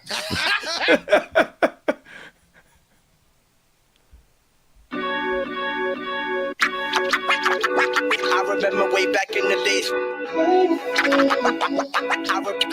I remember way back in the days. Do you remember? Taking your back before this fall. Do you remember? Yeah. Never aim to be a caricature. Always working on my character, bruh. People say they want the real, and I'm here still. But where is the love? Put on for PG4. I heard somebody rep where I'm from. Worldwide, I get it done before I overdo it. Share my soul, but I don't wanna lose it. Wasn't put here for your amusement. You gon' respect the man more than you respect the music. From where your safety is determined by your address. Some live long enough to be legends and gain some assets. Though it's rugged where we struggle through the madness. Always knew we had more to offer, although we had less. Through it all, it was always me and my mother. My sisters before they moved out, and occasionally my brother. The homies and the radio that stayed on 1580. TV on the box locked, hoping one day that they play me non-stop, son. Back when me rapping wasn't as lucrative and hot once. Wasn't a show that they interview you with. Hostile, no poetic justice, only punitive. Cops was fucking with us daily, we weren't doing shit regardless. Treat you like a felon though, trying to sell my demo, so I kinda was selling dope. Was more addictive than the music, acceptance. So we learned to turn our curses into blessings. Money got souls of fame, we're starving artists, no matter the road ahead. We make progress if you know. A little favor for your soul. Keep on, I write like a poem we read. To be honest, lift it up before I rest my head. It's not a promise if you know. A little flavor for your soul. Enjoy. A little kid from Fort Washington was always a Robinson Mall playing basketball in my David Robinsons. I moved to PG County when I was 5 or son, was rhyming some, but wasn't that biggie like Bedford Stuyvesant. I had the butter Timbs, but Rick had the double soles. We was like brothers, so we would borrow each other's clothes. Get the most girls' numbers was our summer goals, and when she looked down at my feet, she'd be like, "What are those?" Jonah was our favorite pastime. Better not be outside if it was past 9. Dancing at the house parties. Now you trying to smash, huh? I was playing video games, Sega and Capcom, Fashions, RP55. And ain't they played Work the Walls like 50 times? At Patches Corner pool parties, it was really live. With your peach, Rock Creek, and some chili fries. Susan High's my alma mater. I was brought around a lot of different problem starters. Thought about just how to solve them. Calm and never sort of bothered, even when it's hotter water. Taught to keep it cooler than when you wearing the Eddie Bauer Parker. We would park up at the park and just spark up. Wasn't really long before a freestyle would start up. Run back and do my homework. Think of how my day be. Turn on the radio and just vibe to 1580. Money got souls of fame, starving artists, no matter the road ahead. We make progress if you know. A little flavor for your soul. Keep going, I write like a poem read. To be honest, lift it up. What's popping up? Thank you to Substantial. Yes. That was one of his new tracks Great off his song, new great record. interview. It's called Adultish. You should go get it. Go check him out on Bandcamp. He's got all kinds of cool stuff. I bought the pre-sale on the record, and I also got this really cool thing. It is a USB flash drive with the entire discography so far, but it is a cassette tape. Oh, as the flash drive? Yes. So I can That's play dope. it as a cassette, and I can listen to it on, with the flash drive on the computer. Wait, both technologies work I think it plays as a cassette? like it's the right shape and it's got the head on it. There's no way his discography fits on a cassette. No, it fits. It's digital. Oh, but you're saying the cassette is actually a Like working I can stick it in my Okay, my all tape right. deck. I thought you meant that the cassette worked and the digital. No, okay, no, just but it's a digital thing that I can put in my tape deck. I think. Not 100% sure. I haven't got it yet, but actually, I see You how can see how that. that would work. Now I see exactly right, because because the head. the head is all that matters. That's all that matters. Yeah. You had the thing with your Discman, so you could play it in Yeah, of your course, car. yeah. Of course. Okay, so like It was it's so that. much better than the FM transmitter. Right. Oh shit, those things were terrible. Just $80 people will Yeah, get they're all thrown away fuzzy every time. and shit. Terrible. And then you be in some frequency and you get near somebody else, and Yeah, it's terrible. you heard the music. Okay. Oh, shit. Breaking news. More draft. Actually, it's of course it's a draft. Okay, we have a trade by the Wizards, the Buzzards, or the Boulay. The buzzards. So okay, remember I said earlier that they Please. drafted for their 8th pick Jarvis Walker. Well, Yes. guess what? Mr. Walker We is traded him. walking to, or better yet, he's pacing himself to Indiana. So the Pacers picks him up, and they give away to give the Wizards Bali Coulibaly. That's that 7-8 one. Yeah, yeah. That's it. Yeah. Yeah, Bali Coulibaly, and 2 second-round draft picks. So So we're just actually, the racking picks. Wizards get the rights. So the Pacers get the 2 draft picks and Walker, and the Wizards get Coulibaly. Somebody's playing fantasy baseball or basketball, whatever it is. Could be playing baseball at this point. Should be. Just like- I don't know. Whatever. We're probably screwing it up. I don't. Yeah, I mean, the bigger news that we probably won't get to is that Ted wrestled, and it wasn't wrestled because people are trying to give away these regional sports networks, but Monumental bought NBC Sports Network. And it is, yes, that happened 2 days ago. That is a big deal. And I think that is a play for the Nationals.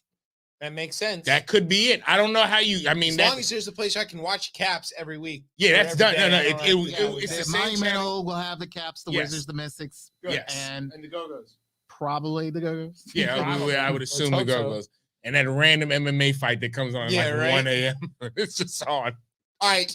Before we get to the rundown, I do have to tell you a quick story that happened to me last week while you were running the show. Okay, yeah. I was off at this conference and I was riding out to go meet with some people after hours to meet this guy who has never met me before, and everybody else in the car had met you. Yeah.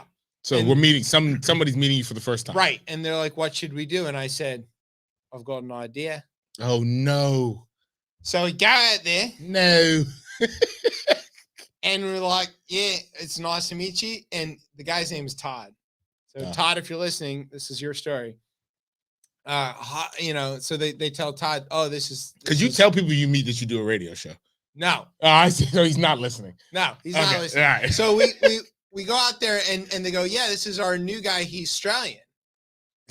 And they go, oh, Todd's like, oh, it's nice to meet you. And I'm like, right, it's nice to meet you too. Right. So I stayed Australian the whole night. Jesus. And it was great. And this guy bought it. Of Like course. lock, yeah. stock, and barrel. And he's and he's like introducing me to everybody. He's like, hey, did you meet this guy? He's Australian. He's and I'm meeting all these people. And right, crikey, mate, it's good to meet you. Doing the whole thing. It was so funny. We all had a really good time. Yeah. And then we went home. And then we went to the next event the next night. And Todd was there. Flipped it And off. we're like, we have a decision to make Do we here. keep this going? Do we keep it up or do we just play it off and be like, no, Todd, you were drunk and you don't remember right?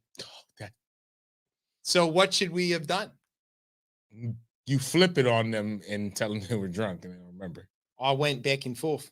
Oh God. I had no idea. So like sometimes I'm Australian, sometimes I'm Australian guy doing American accent. Like, So when he heard me talking like like this, Russell he was Crowe. like, oh yeah, he's doing his American accent. Isn't it really good? Totally bought it. He's a big client too. there you So, go. it'll be good. Of course, yeah. No, I love the Australian guy. He loves the Australian guy. Yeah, you got to Several of his friends did too. It was a pretty good deal. Totally worked. This country loves accents. It's amazing, right? All right. Speaking of accents, Texas. Dateline, Austin, Texas. Breaking news. Today we found out. Now we've covered on the show that the suspended Attorney General Ken Paxton, who's been impeached, is about to go on trial in the Texas Senate. And there's this one problem that his wife is a senator there in Texas. There she is, Angela. They voted today to forcibly recuse her. Which She I had is- never heard. Like, She is kicked out. I thought usually when you recuse, you got to recuse yourself. I didn't know you could That's usually how it goes. The forcibly Texas recuse. State Senator Angela Paxton was barred from voting in the impeachment trial that could lead to her husband's permanent removal from office. The Republican-controlled Senate decided Wednesday night. They had a vote. And they're like, should we let her vote on her husband? And they're like, No. no. or more likely, not. Or not. Yeah, there you go. There it is. All right. So that's some bit of Texas news. There's Is that more- a good or bad thing? I don't know. Well, I don't know. I have no think clue. like from a legal perspective, this Yes. is the right thing Yeah, to of do. course, Of yeah. course. But from our perspective of a comedy radio show, no, they should have let her in there. Yeah. The opportunity for chaos is hilarious. Yeah, right. And Texas government sucks. Neighbor Clarence never accuses himself. No, neither does Scalito, which we're going to get to. But speaking of legal chaos in Texas, this is probably going to shock all of you, but Texas hates workers. Okay. Texas is a lawless wasteland.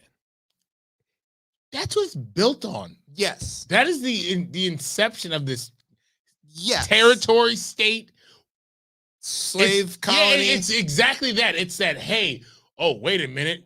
They're trying to impose rules here. We're going to Texas. That's right. So Texas is GET. a lawless wasteland. I feel like that about Virginia too. We're getting better. No, there's a lot of Virginia Wait tags in till you see DC we're right gonna get now. better. And I This don't is know gonna what be- happens. Don't put Why that is it on so me. easy for people to get tags in Virginia? I stayed on my side. Anyways, good God. All right.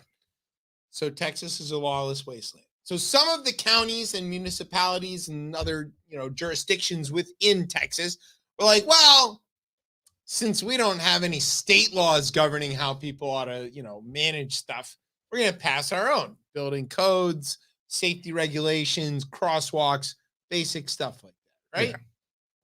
Okay, in the absence of state government, seems pretty reasonable. Well, back in Austin, Greg Abbott was rolling up on an idea. Here's a quote. A law in Texas will soon override labor ordinances statewide that guarantee, among other things, construction workers are given a 10-minute break to drink water and rest in the shade. This is how buildings collapse, y'all. We don't give 10-minute breaks for water for construction workers. I'm just letting you know right now, this is what happens. So, on a basic level, Texas's point of a patchwork of laws, county by county, isn't really good for business. It sounds like their electrical system. And I agree. It's not great. Just like a federal lack of gun laws and a patchwork state by state is pretty shitty. Doesn't work that well. It works if Clearly- you want your children to be killed. Yeah, in schools or otherwise, malls, whatever, Walmarts. But so, the counties are being the states and they're like, yo, this shit doesn't work. And if Texas had said, what we need is a basic regulatory framework that mostly is uniform across the state, and here's some basic worker protections, this law would have been probably fine. It wouldn't have been terrible, wouldn't have been great, but it wouldn't have been terrible. Instead, what it says is no county and no city can make any laws protecting anybody from anything. It's only the state law, and everybody else can fuck clean off. I mean, who needs water breaks? It's not like it's hot in Texas. Ted Cruz. I mean, of the dumbest things. Since 2010, at least 53 Texas workers have died of heat-related illness, according to NPR and a Columbia journalism investigation. Climate change has made Texas heat worse. A report from the state's climatologist, they have a state climatologist, did you know that? What? Estimates On that the the number payroll? of 100-degree days is expected to nearly double by 2036 compared to the decade before, 20 years before. There is no national heat protection standard for outdoor workers, so the OSHA rules rely on states and cities to establish their own, which Texas has now obliterated. It's not that companies can't give breaks. They can. But now they can also fire people for taking breaks. Sounds like Because- Amazon. Yes. Because the county can't step in and go, whoa, whoa, whoa. They're going to be like, that guy in the chair said this is all right. Because Greg Abbott doesn't need water breaks. He's not running anywhere. The guy in the Except chair. for re-election. The guy in the chair in Texas, I just go immediately to a death penalty. Similar Similar. chair. It's also worth noting that while Greg Abbott was on the state Supreme Court, he capped the same settlement deal that got him paid $14,000 a month with inflation for the rest of his life, plus $5.7 million. It's the Bonilla deal. Yeah. Yeah. He's got Bobby Bo Day every month. He capped it at $250,000, which is incidentally just exactly the amount necessary to get yourself buried at the Titanic. Hit the bell, for God's sakes. Thank you. I don't know if I endorsed that. Speaking of the Hard to Titanic, stop it. Oh God. speaking of the Titanic, let's talk about fishing. Jack. Yes.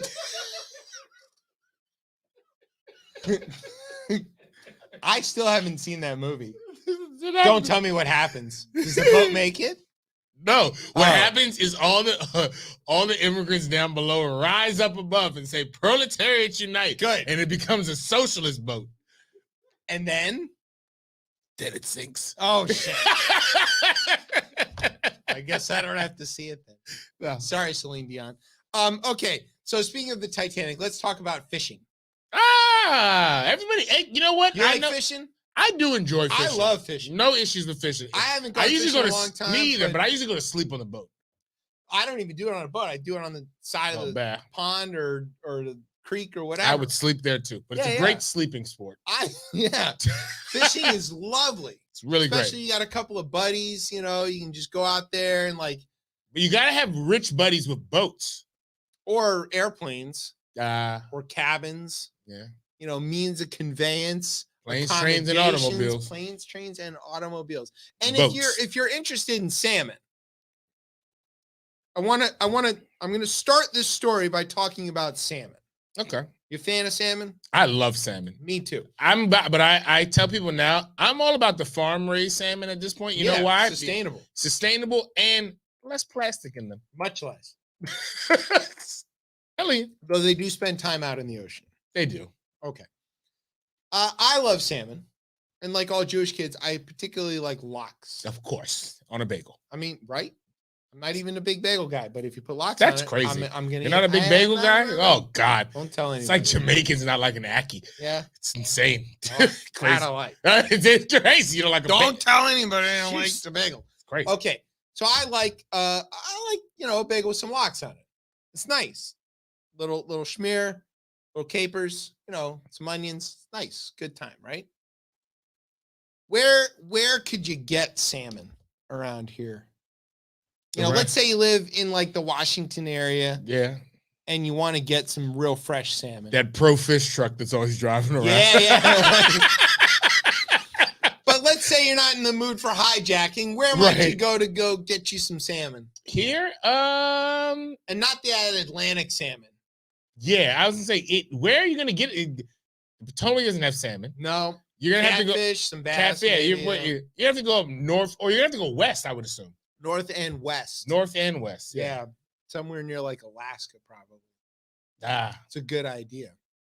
And if you wanted to really catch some salmon, you know, usually you need to go on an expedition to get the salmon. You stay in a cabin and, you know, you go out fishing. You catch them while they're running, right? You don't catch salmon in the ocean. No, they're on the way. Catch them in the river on their way up, right? Back home to breed. Yeah. Yeah. And that's when they're mature. They're more delicious. Exactly. Tasty. It sounds like a really good, fun time, but fairly pricey. Yeah. I mean, regular guys like you and me definitely can't afford to take a trip like that, maybe but once. And it would be lifetime. like, yeah, it's a lifetime trip, right? Yeah. When you retire or something like that. You've saved up for this moment. Yeah. Your kids buy it for you when you retire. Yeah. Yeah. You know anybody else in DC who likes to go fishing for salmon? I wonder, are they part of the unelected 9 There's members? an unelected guy. Yeah. His name's Sammy. Sammy. You know him? Sammy going to find some salmon. Sammy Scalito. Sammy Scalito. Oh God. He's little Scalia. Yeah. It turns out that Justice Sam Alito Jr. He's got a dad with that same name. That's rough. He went fishing, which is cool. Which is cool. Turns out he didn't pay for it. Who paid for it? I assume someone who has business in front of the court. In fact, 9 times. Oh, maybe 10 times actually, depending on how you count it. Right? Yeah. They flew him out there for like $100,000 and then paid for all of his accommodations and stuff. But, you know, nobody found out about it because he didn't report it on his financial disclosure forms, which is a direct violation of federal law. I mean, that's for every judge below him, not for him. It's for all of the judges. No. Technically, the way the statute's written doesn't say. No one enforces it. They don't have There's not an enforcement mechanism, but it is technically, by the letter of the law, illegal. But nobody found out about it because, again, he didn't disclose it until somebody did find out about it. Who was that, Tez? What's on the good old shirt? We're not shutting up. ProPublica, give them the awards now. All the Pulitzers. They got to go on the clean sweep. Yep. So ProPublica, continuing. This is their new beat. It's not their new beat. They've Well, I been mean, doing this. They have been, but I feel But like they've now they're well funded enough. They've got the sources to go like, and it's only going to get worse for them. Oh yeah, the sorry Republicans. Yeah. So yeah, they found out about it, and they were like, "Hey, man, we're running the story on a Tuesday." You know, as you do. Yeah. And so what did Sammy Alito do? I'm assuming he complained about this and said it. Yeah, why are you attacking the court? He went to the Wall Street Journal op-ed page and wrote a pre-buttal before the story dropped. Oh yeah, he did try to squash it. I forgot that this came where out. he told everybody that what he did was totally above board and they should all get their panties out of a bunch and it's no big deal. I mean, it was like the article details the conservative justice's relationship with the billionaire hedge fund manager Paul Singer, including their trip to an Alaskan fishing resort in 2008, according to the story that ProPublica got. Yeah. Right? Singer, whose hedge fund subsequently came before the court 10 times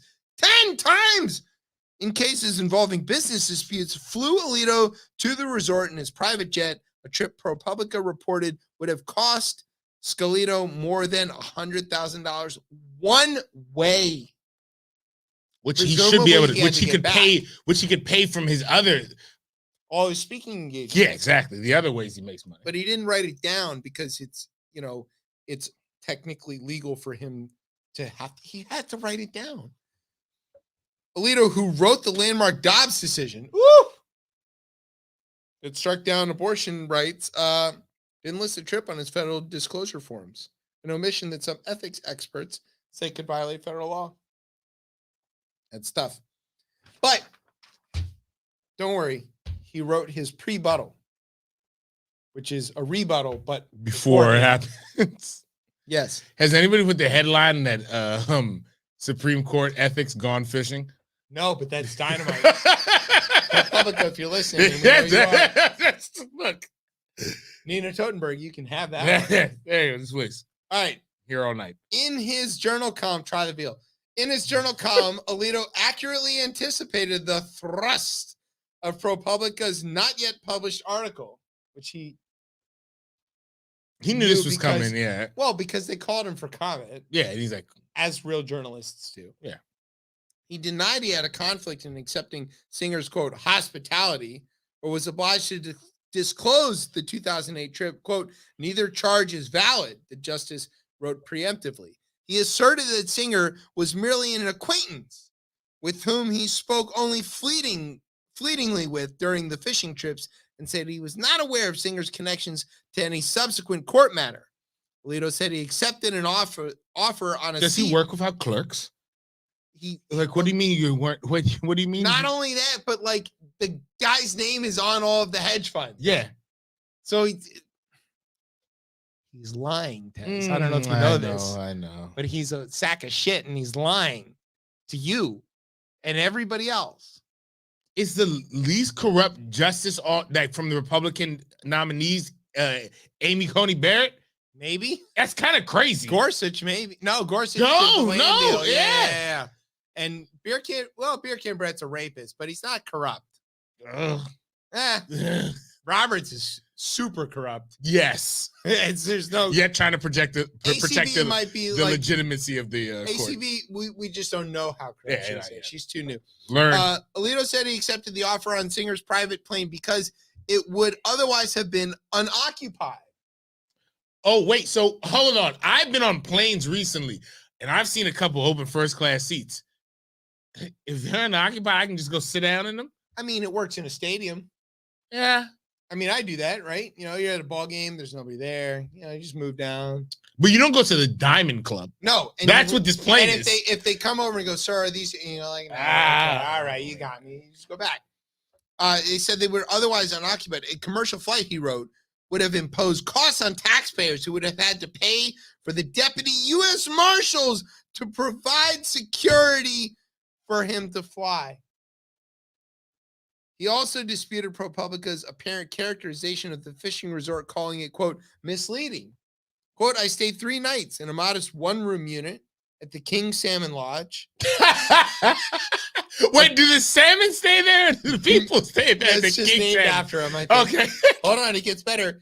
A comfortable but rustic facility with, quote, home-style meals, he wrote, adding, I cannot recall if we were served wine, but if there was, it was certainly not wine that cost $1,000.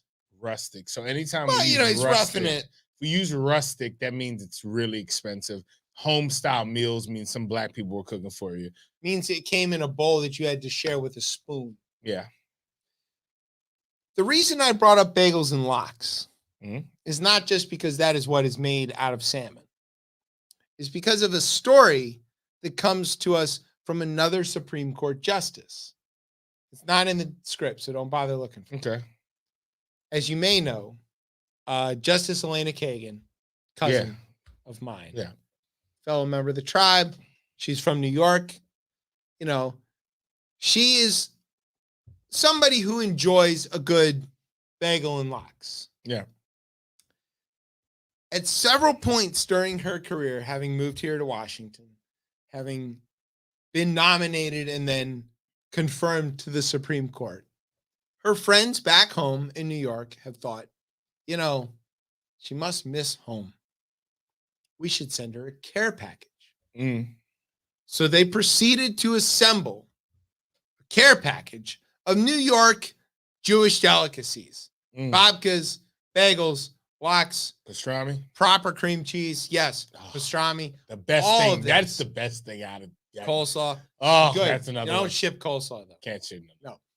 So they were all prepared to send this down. And they were like, hey, Elena, just be ready, you know, because like you don't want this stuff to go bad. So like when it gets to your door, like go pick it up right away. And they said, we're sending you a care package. She said, actually, don't do that. And they said, what are you talking about? It's like, you know, a $50 care package. We got it from the catalog. She said, I can't accept that because I don't want anybody to think that I'm, you know, on the take. I want to be above board at all times. I got to remain scrupulous with my consumption of salmon. Whether it comes from New York, having been properly smoked and salted by the finest, almost rabbis and guys arguing about weird stuff in the Mets. Weird stuff in the Mets. Great sentence. Look, I know my people. Or maybe she should have just gotten on a plane Private from a one. billionaire, flown to Alaska, hung out with the billionaires, the leader of the Federalist Society, Leo, he was there. Big Leo. Yep. And then caught her own salmon, salted it, and brought it back and put it on her own bagels. That would have been totally above board, would have only been, you know, $250,000, incidentally, the cost of a grave at the Titanic. Would have only Jesus been Christ. $250,000 and not disclosed it on her financial forms, which all would have been fine, except that it's not. This is Harlan surprising. Give me. You're going to catch some crow for that one.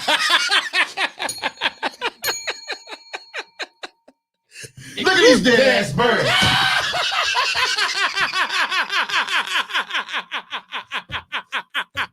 That might be the best thing. Yeah. That's a 3-piece combo. Spicy with the fries.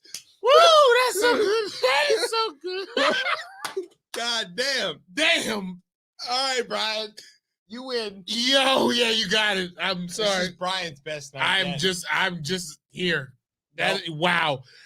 Oh shit, that's crazy. So what are we going to do about Squirrely Alito here? I mean, these are corrupt justice. Yes. Roberts looks at Congress when they ask him to come and talk and is like, well, that seems kind of weird. Why would I go talk to you guys? Like, well, what do you have to do with us? You're the other branch Separation of government. powers. Yeah, like, no, it is evident that the Republican justices are just on the take, but we knew that. There's just proof now. Like, But for dumb shit. Jesus. Okay. But like, imagine the things we haven't come out yet. Yeah, we That's the haven't found thing. it yet. Yeah. if all you wanted was some locks, man, I could have helped you out. No, but they're like, call me, Sammy. I'll grill for you. That's fine. And if you keep what do they from, make? like, What do they being make a year? corrupt- 125 or what? Or 200,000? No, yeah, something like 200,000, 200,000. something like that. Like, can afford locks. They want to be rock stars. They like this, the lifestyle that this affords them, whether it's speaking engagements, whether they can go on there. They can go on their speaking engagements. They can Yeah, do no all one even that. cares about that. But Yeah, just write it down. report it. For the love of God, if he'd have reported this, probably wouldn't have been another Pulitzer for ProPublica. Yeah, It's a lot of probably P's not. in that sentence, by That's the way. a lot of P's. Probably wouldn't have been another Pulitzer for ProPublica. Yeah, you need a pop filter for that one. I need a hip hop album after that. Hey, right now, yeah, popping peas. Right. Okay. You want to do a little test talk? Yeah, just this transitions into just being a sad one. This is the only please don't play the Dennis Burst. We've already got that out the way. This just goes to show that while you can maybe win gold for your country in the Olympics, you can die in the same country when you're 8 months pregnant. And I'm talking about Tori Bowie, who, if you haven't heard of her story, she died and she was 8 months pregnant. And I want to say it's preeclampsia. I want to say is the condition. And what I found really interesting about this story, not interesting, is more so that a lot of folks kind of like, there were so many other people sharing their stories. And what we see in this country is like maternal health for Black women in this country is abysmal. It's abysmal. And like, it's not like, all right, we get like, okay, you think, oh, it's poor Black women who are probably suffering. And yes, nope. that's happening. But yeah, it was also almost Serena Williams. Beyonce has talked about this. Here, an Bowie Olympic gold medalist. Gold medalist. And I just it strikes kind of a nerve because we know that this is happening and no one seems to be saying, hey, it's almost like, well, so that whatever. Like Black women in other countries who have less developed quote unquote healthcare than us have better maternal mortality rates than we do. Yeah. Here's some numbers around this. The number of Americans dying while giving birth or in the weeks after have been increasing since 2018. And they increased from 658 of that year in 2018 to 1,205 in 21. Double. Yeah. Like, again, and this is amongst like the richest countries. And I think another piece of this story, and the post is that's a really long story. Like, go read it. The overlooked and like near misses of how this happens. If you factor that in, childbirth would be lethal for about 120,000 women in 2021. And also to remember, this is a population that's getting older, that the birth rate is declined. I wonder why. And we need people in this country. Yeah, you don't want to bring the immigrants in. Well, you're killing the babies that are here. But yet you're killing their mothers. You're killing their mothers. You won't feed them. Can't have a minimum wage. And I think also, too, another piece that as I sit here now, and I think of, like we just talk about Alito and the Dobbs decision, right? You have an unelected set of folks who have determined that they know what's best for women in this country. Shit, they almost determine, well, they're maybe going to determine what is a drug and what is not. The mifepristone thing that is a good point. I mean, I'm challenging Viagra tomorrow. Right. Like tomorrow. Matter of fact, I'm throwing Tylenol the fuck off the shelf. Let's let them go decide that. I'll find a judge that hates Tylenol. So it's just one of those, but the amount of women, specifically Black women, who kind of like, oh, wow, sharing their stories and like, oh, this almost like, this was like a near-death experience for me, or like, hey, I had these complications during pregnancy. And again, we know there's an overall issue of healthcare in this country, but it is very specific. This issue is specific to Black women, no matter, and like usually you can look at things like class, or you can even like education, but this goes across the board at this point. It's not like it's one set of, like, again, usually like the poor having these issues. If a rich Black woman walks into a hospital pregnant and says, I feel pain, the doctors ignore her as easily as they ignore any other black woman in this country. Right. And Money does not buy access in this case. And one thing that like was mentioned in this story is that Miss Bowie was like hell bent on not having her child in a hospital. Right. And like for me, again, I start saying, oh, well, now this is like the self-fulfilling prophecy right now. And the cycle becomes because, all right, well, like it's similar to like white folks and the police. We're like, well, why wouldn't you want the police to come help you? Yeah, why wouldn't you call the cops? Yeah, of course, they're here to help. Right. Why wouldn't you go have your baby in the hospital? Why They're here to wouldn't you help. go? Yeah. But no, like, I've had several babies in the hospital and everything's fine. The people were lovely. They brought me ice chips, whatever. Exactly. And it's just like I saw them like, well, some people will probably look and be like, well, again, you should have went and had your baby in the hospital, but she's probably looking at, no, I can look at stories, statistics where 30% of the people who have their babies in the hospital freaking die because the hospital doesn't listen to black women. Right. And again, this is an increasingly common choice. And as you mentioned there, right, black women, they go into the hospital and just healthcare in general, and there are just these racist like stereotypes and like the whole like Reagan welfare queen shit and drug the caricatures. Yeah, black folks don't feel as much pain as white folks. Their skin is thicker. Needles don't work on them. It's like the list is insane, and the amount of the medical establishment that believes this stuff is insane. It's not like a handful.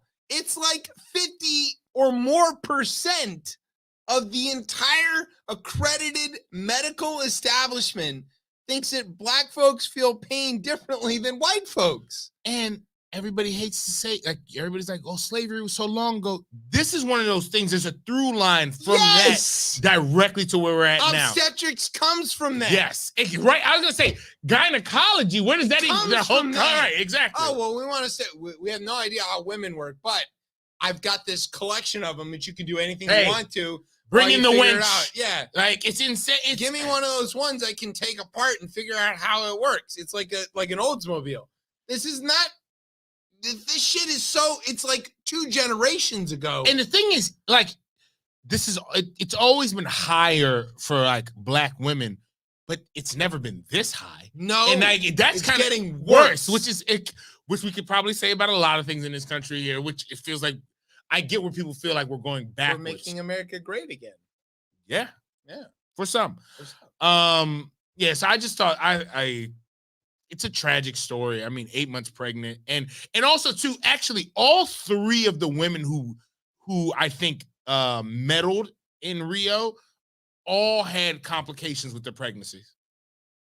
There it is right there. All 3 Olympic gold medal. I mean, all 3 on the medal stand medalists had issues with pregnancy. And yeah, I don't like, I talk all the time. I'm like, well, thank God we had one successfully. And this is like, because why would you roll the dice again? Like to even like to lose, like to more than likely, I think that's sad to say, but I think I can say that more than likely have a complication. And well, the older you get, the more likely those complications are. And a medical establishment that doesn't listen to you, on the low end, it's the exact opposite of what should be happening, right? It's exactly the opposite. On the low end, okay, I live in a white suburban society where everybody gets listened to by everybody they talk to, and I watch it. There is a medical bias against women in general. Even the white women get dismissed. Yeah. This hurts. No, it doesn't. You're crazy. You're just feeling things. Do you have your time or whatever? Like, I'm freaking pregnant, whatever, idiot. Like, I'm telling you this hurts. Go get the thing that looks at the baby and get the sonogram or whatever. No, shut up, lady. You don't know anything. Like that happens. I seen it. And people don't like to hear this either, but there's a thing, and NIH I had to make sure that they did a study on this, but there is like weathering of racism over like weathering is real. It's a real, and I know that seems crazy. We'll have to do a whole show. Yeah, exactly. That seems, we should. The weathering thing is it's so crazy, damaging. Like, why are hypertension rates higher in Black America? and it is Because when I racism. see an Impala that's driving behind me, I think it's the goddamn police that's gonna pull me over for no reason to shoot me. Yes, and that weathering, that rise of cortisol all the time weathers people. And again, we are like living like we talk. I think a way to look at weathering is almost like with rocks, right? And that's Or a wooden whatever beams or whatever it is. Yes, it's But a like- weathered rock. Exactly. But again, It's ground down. it's ground, and The jagged edges are smooth. there's really no difference. Like when it comes to like, there are obviously difference between rocks and people, but it's still something that is like they're living things in a sense. They're a piece of the Weathering environment. is real. It's a real thing, and that also plays into it. So I don't. Weathering It's just is real, and so is generational trauma, and so is all this stuff. I mean, and it all carries. And the result of this is that somebody who is at the absolute pinnacle of fitness shit doesn't even make sense. could not be more physically able, Right. was ultimately brought to her demise by a system that would not look past her blackness or past the fact that she was a woman. Both things at the same time. It's like a you're fucked squared. Yeah. Right. I mean, and again, I just think it's sad where, again, you talk about patriotism for your country. She wins gold for this country, and this country couldn't protect her. And I gotta say, like, I am not somebody who gives a shit about track and field on a regular basis. I don't watch that. I don't pay attention to it. The second it's for king and country or whatever, I don't know, that's how you guys call it in England, whatever. But like when it's USA versus anybody else, all of a sudden I care a lot. I don't care about gymnastics. But when it comes to America winning, I care. I don't care about figure skating. When it comes to America, I don't care about bobsled. When it comes to I care. This person, And we're asking people who provide care to care. damn, that's heavy. That's it. Thanks, Tez. You wrecked the show. Yeah, I know.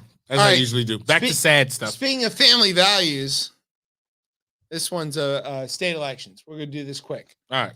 North Carolina, the House Speaker. Oh shit. Let's see. North Carolina House Speaker Tim Moore started an affair with the wife of this guy. Oh. And then he engaged in like group sex and a bunch of other stuff. Scott Riley Lassiter is suing the speaker, Tim Moore, and an unnamed John Doe, that poor guy, for several claims, including, quote, alienation of affections and civil conspiracy. Now, those are very Southern claims. Aliens. Hey, there it is. Channel 9 obtained the court documents which allege that Moore, quote, used his position as Speaker of the North Carolina House of Representatives to initiate contact and develop a personal relationship with Mrs. Lassiter, despite knowing that she was married to the plaintiff. The suit says that Lassiter's spouse worked in the state government and that she had known the Republican Speaker for years. Jamie Lyles Lassiter is currently executive director of North Carolina Conference of Clerks of the Superior Court. So he works Of in course, the court system. right. That's fine. The lawsuit says that Lassiter heard rumors that his wife was having an affair. On December 21st of 2022, Lassiter surveilled his wife when she said that she was going to a movie with her friend, but turns out they went to a local steakhouse, and then they had sex. The House Speaker. But they were saying this is going on for 3 years. It and went they're like- on for like a long time. and like political favors, like were some of the people they were inviting in. This is the best part. The lawsuit says that Lassiter's wife confessed that she was having an affair for 3 years and that, quote, she had engaged in sexual activity with defendant Tim Moore, including group sex with individuals seeking Tim Moore's political favor, and that she feared ending the relationship with Moore would result in her losing her job. Don't worry, it gets better. Let's see. Oh, yeah. He went and talked, the husband went and talked to him and was like, hey, man. Hey, man. Yeah, I know what you're doing with my wife. And Speaker Moore was like, yeah, but is there anything I can do for you? And like offered him like some political favors. Yeah. Yeah, I'm not making that up. Wow. Let's see. Well, it's in here. It's in the story. Oh, the camera. They put the lawsuit. Yeah, he caught him on unnamed camera. man installed a camera on Lassiter's property to record video. Lassiter claims more either personally or through an agent authorized to act on his behalf. Requested the defendant John Doe unlawfully enter upon Lassiter's real property and place motion-activated cameras to capture photos, videos of Lassiter that Moore could use to persuade Lassiter not to pursue any of the valid legal claims against him. On December 26th, Lassiter met with Speaker Moore at a Biscuitville in Raleigh. Biscuitville sounds delicious. Man, is it not North Carolina or what? And Moore admitted to having a multi-year sexual relationship with his wife. According to the lawsuit, Moore asked Lassiter at the end of the meeting, quote, if there's anything he could do for the plaintiff, implying that he could use the power he held as speaker in some way to benefit the plaintiff. This dick! I mean, if you needed to build a house or whatever, right? A couple permits or whatnot, or a law passed. Look, jobs losing jobs. I'm not saying it's a Republican thing, but seems to be that. All right, let's look at our side. Yeah, we don't have our best winners every now and then. Fighting Joe, he's back. All right, Fighting Joe Morrissey is a constant. He's a recurring character on this show. Let's just say. He's notorious for having twice lost his law license. Riddler tie. He brought a gun onto the House floor of the State House there in Richmond to prove how easy it is to do that. He got his assistant pregnant at his law office, then married her, had 2 more kids, and then they got divorced. We covered that. Yes, we did cover on the that. show. He won his most recent re-election in a different county from prison, serving on a work release where he campaigned and had to be home by 7 o'clock every night. It's a work release program. And he was a white guy serving in a majority-minority district, but he was famous because he was also a defense attorney and had gotten most of the people who lived there's cousin or brother or whatever off. Super popular. Yeah. He's jumped across 2 districts. He's been a delegate and a senator in 2 different districts now. So he's a good guy.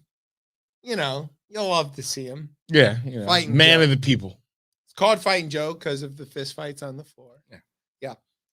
He lost. Yeah, he lost on Once Tuesday. I saw that, I was like, oh, this is coming on the show. I knew it. Yeah. State Senator Joe Morrissey, the rakish, twice disbarred former prosecutor whose election win from jail in 2014 epitomized his knack for overcoming scandal, was projected to lose. He did lose to a fellow Democrat on Tuesday. He lost to, I can't get that first name right. Aird is her last name. I don't know how you say that. I'm gonna give you Cole. Where is it? Lash Recess. Lashreesh. Yeah, there you go. Yeah, we'll go with that. Lashreesh. Delegate Aird. Yeah, there you go. Future Senator Aird. She won, and he's done. She's 36. He's 65. Fighting Joe's dealing with his wife, who is like, or ex-wife, who's, what, 22 or 27, whatever. Sick. Pretty good. Sick. They had a good time. Anyway, hooray! The Virginia Democratic primary basically broke pretty left. A lot of the folks that I even voted for who were carrying the establishment tags, the Governor Dr. Ralph Northam had supported, or any of the other establishment, they lost. And the left wing won, which is, like I said, there's no bad option. Virginia's blue, right? Right? Yeah, it is, right? We're fairly purple. I don't know if it is purple. I feel like you got enough. You've strung enough elections. I mean, I guess nationally. We've got 2 blue senators. 2 blue senators, yeah. And we had won several consecutive statewide races for governor, but now Youngkin's there. So like, Well, he tricked people with school shit. we got a little So, snapback. He tricked it. I mean, but anyway, he's running for. Well, he's not running for president. Well, he hasn't we don't ruled that know out yet. yet. he's waiting to see if he can get a rubber stamp state house, and then he's going to do it. Yeah. But don't worry, it isn't going to matter. Trump's going to get the nomination, and all the Republicans are going to lose. Do we think that? Yes. I'll bet you tonight a 12-pack of your choice that Trump gets a Republican nomination. Come hell or high water. Yeah, which is a sad. I don't even want to take that bet. I'm going to lose. Right. It's a losing bet. All right. Cue the music. Brian's like, finally. Yeah. Brian's ready to go. All right. You do hear that music? Do I'm hearing the music. I always hear that music in my head. Right. You hear that music, which we've come to the end of the show. We want to say thank you to subscribe. Yeah. Oh my goodness. That was so amazing. And like, I'd only written a few questions. The guy is so... I wrote all my questions 5 seconds before we started talking to him. Well, you know, as things come up. Exactly. But he's brilliant. He's great. He hours of him on the radio. The show and just... Yeah. Be a better show. 4 days off. Right. We want to say thank you to him, and also thank you for providing so much joy. Yeah. Or not. Thanks to our radio partners, Stitcher, Google, WWRC, WMAL, all those guys. Thanks to Anna again. Thanks to our digital media meatball, Isaac Elam, and thanks to our home on the interwebs, coolplaymedia.com. Thank you always to our family here at Beltway Radio. We're found as smooth as Atlantic Kagan. Well, ethics. Right. I work with you. You can find me on that hellscape they call Twitter. You've been tweeting a lot. I haven't. Probably should. You can find me. Yeah, you can find me on Instagram at Twitter. And yeah, that's it. All right, you can find the show on Twitter at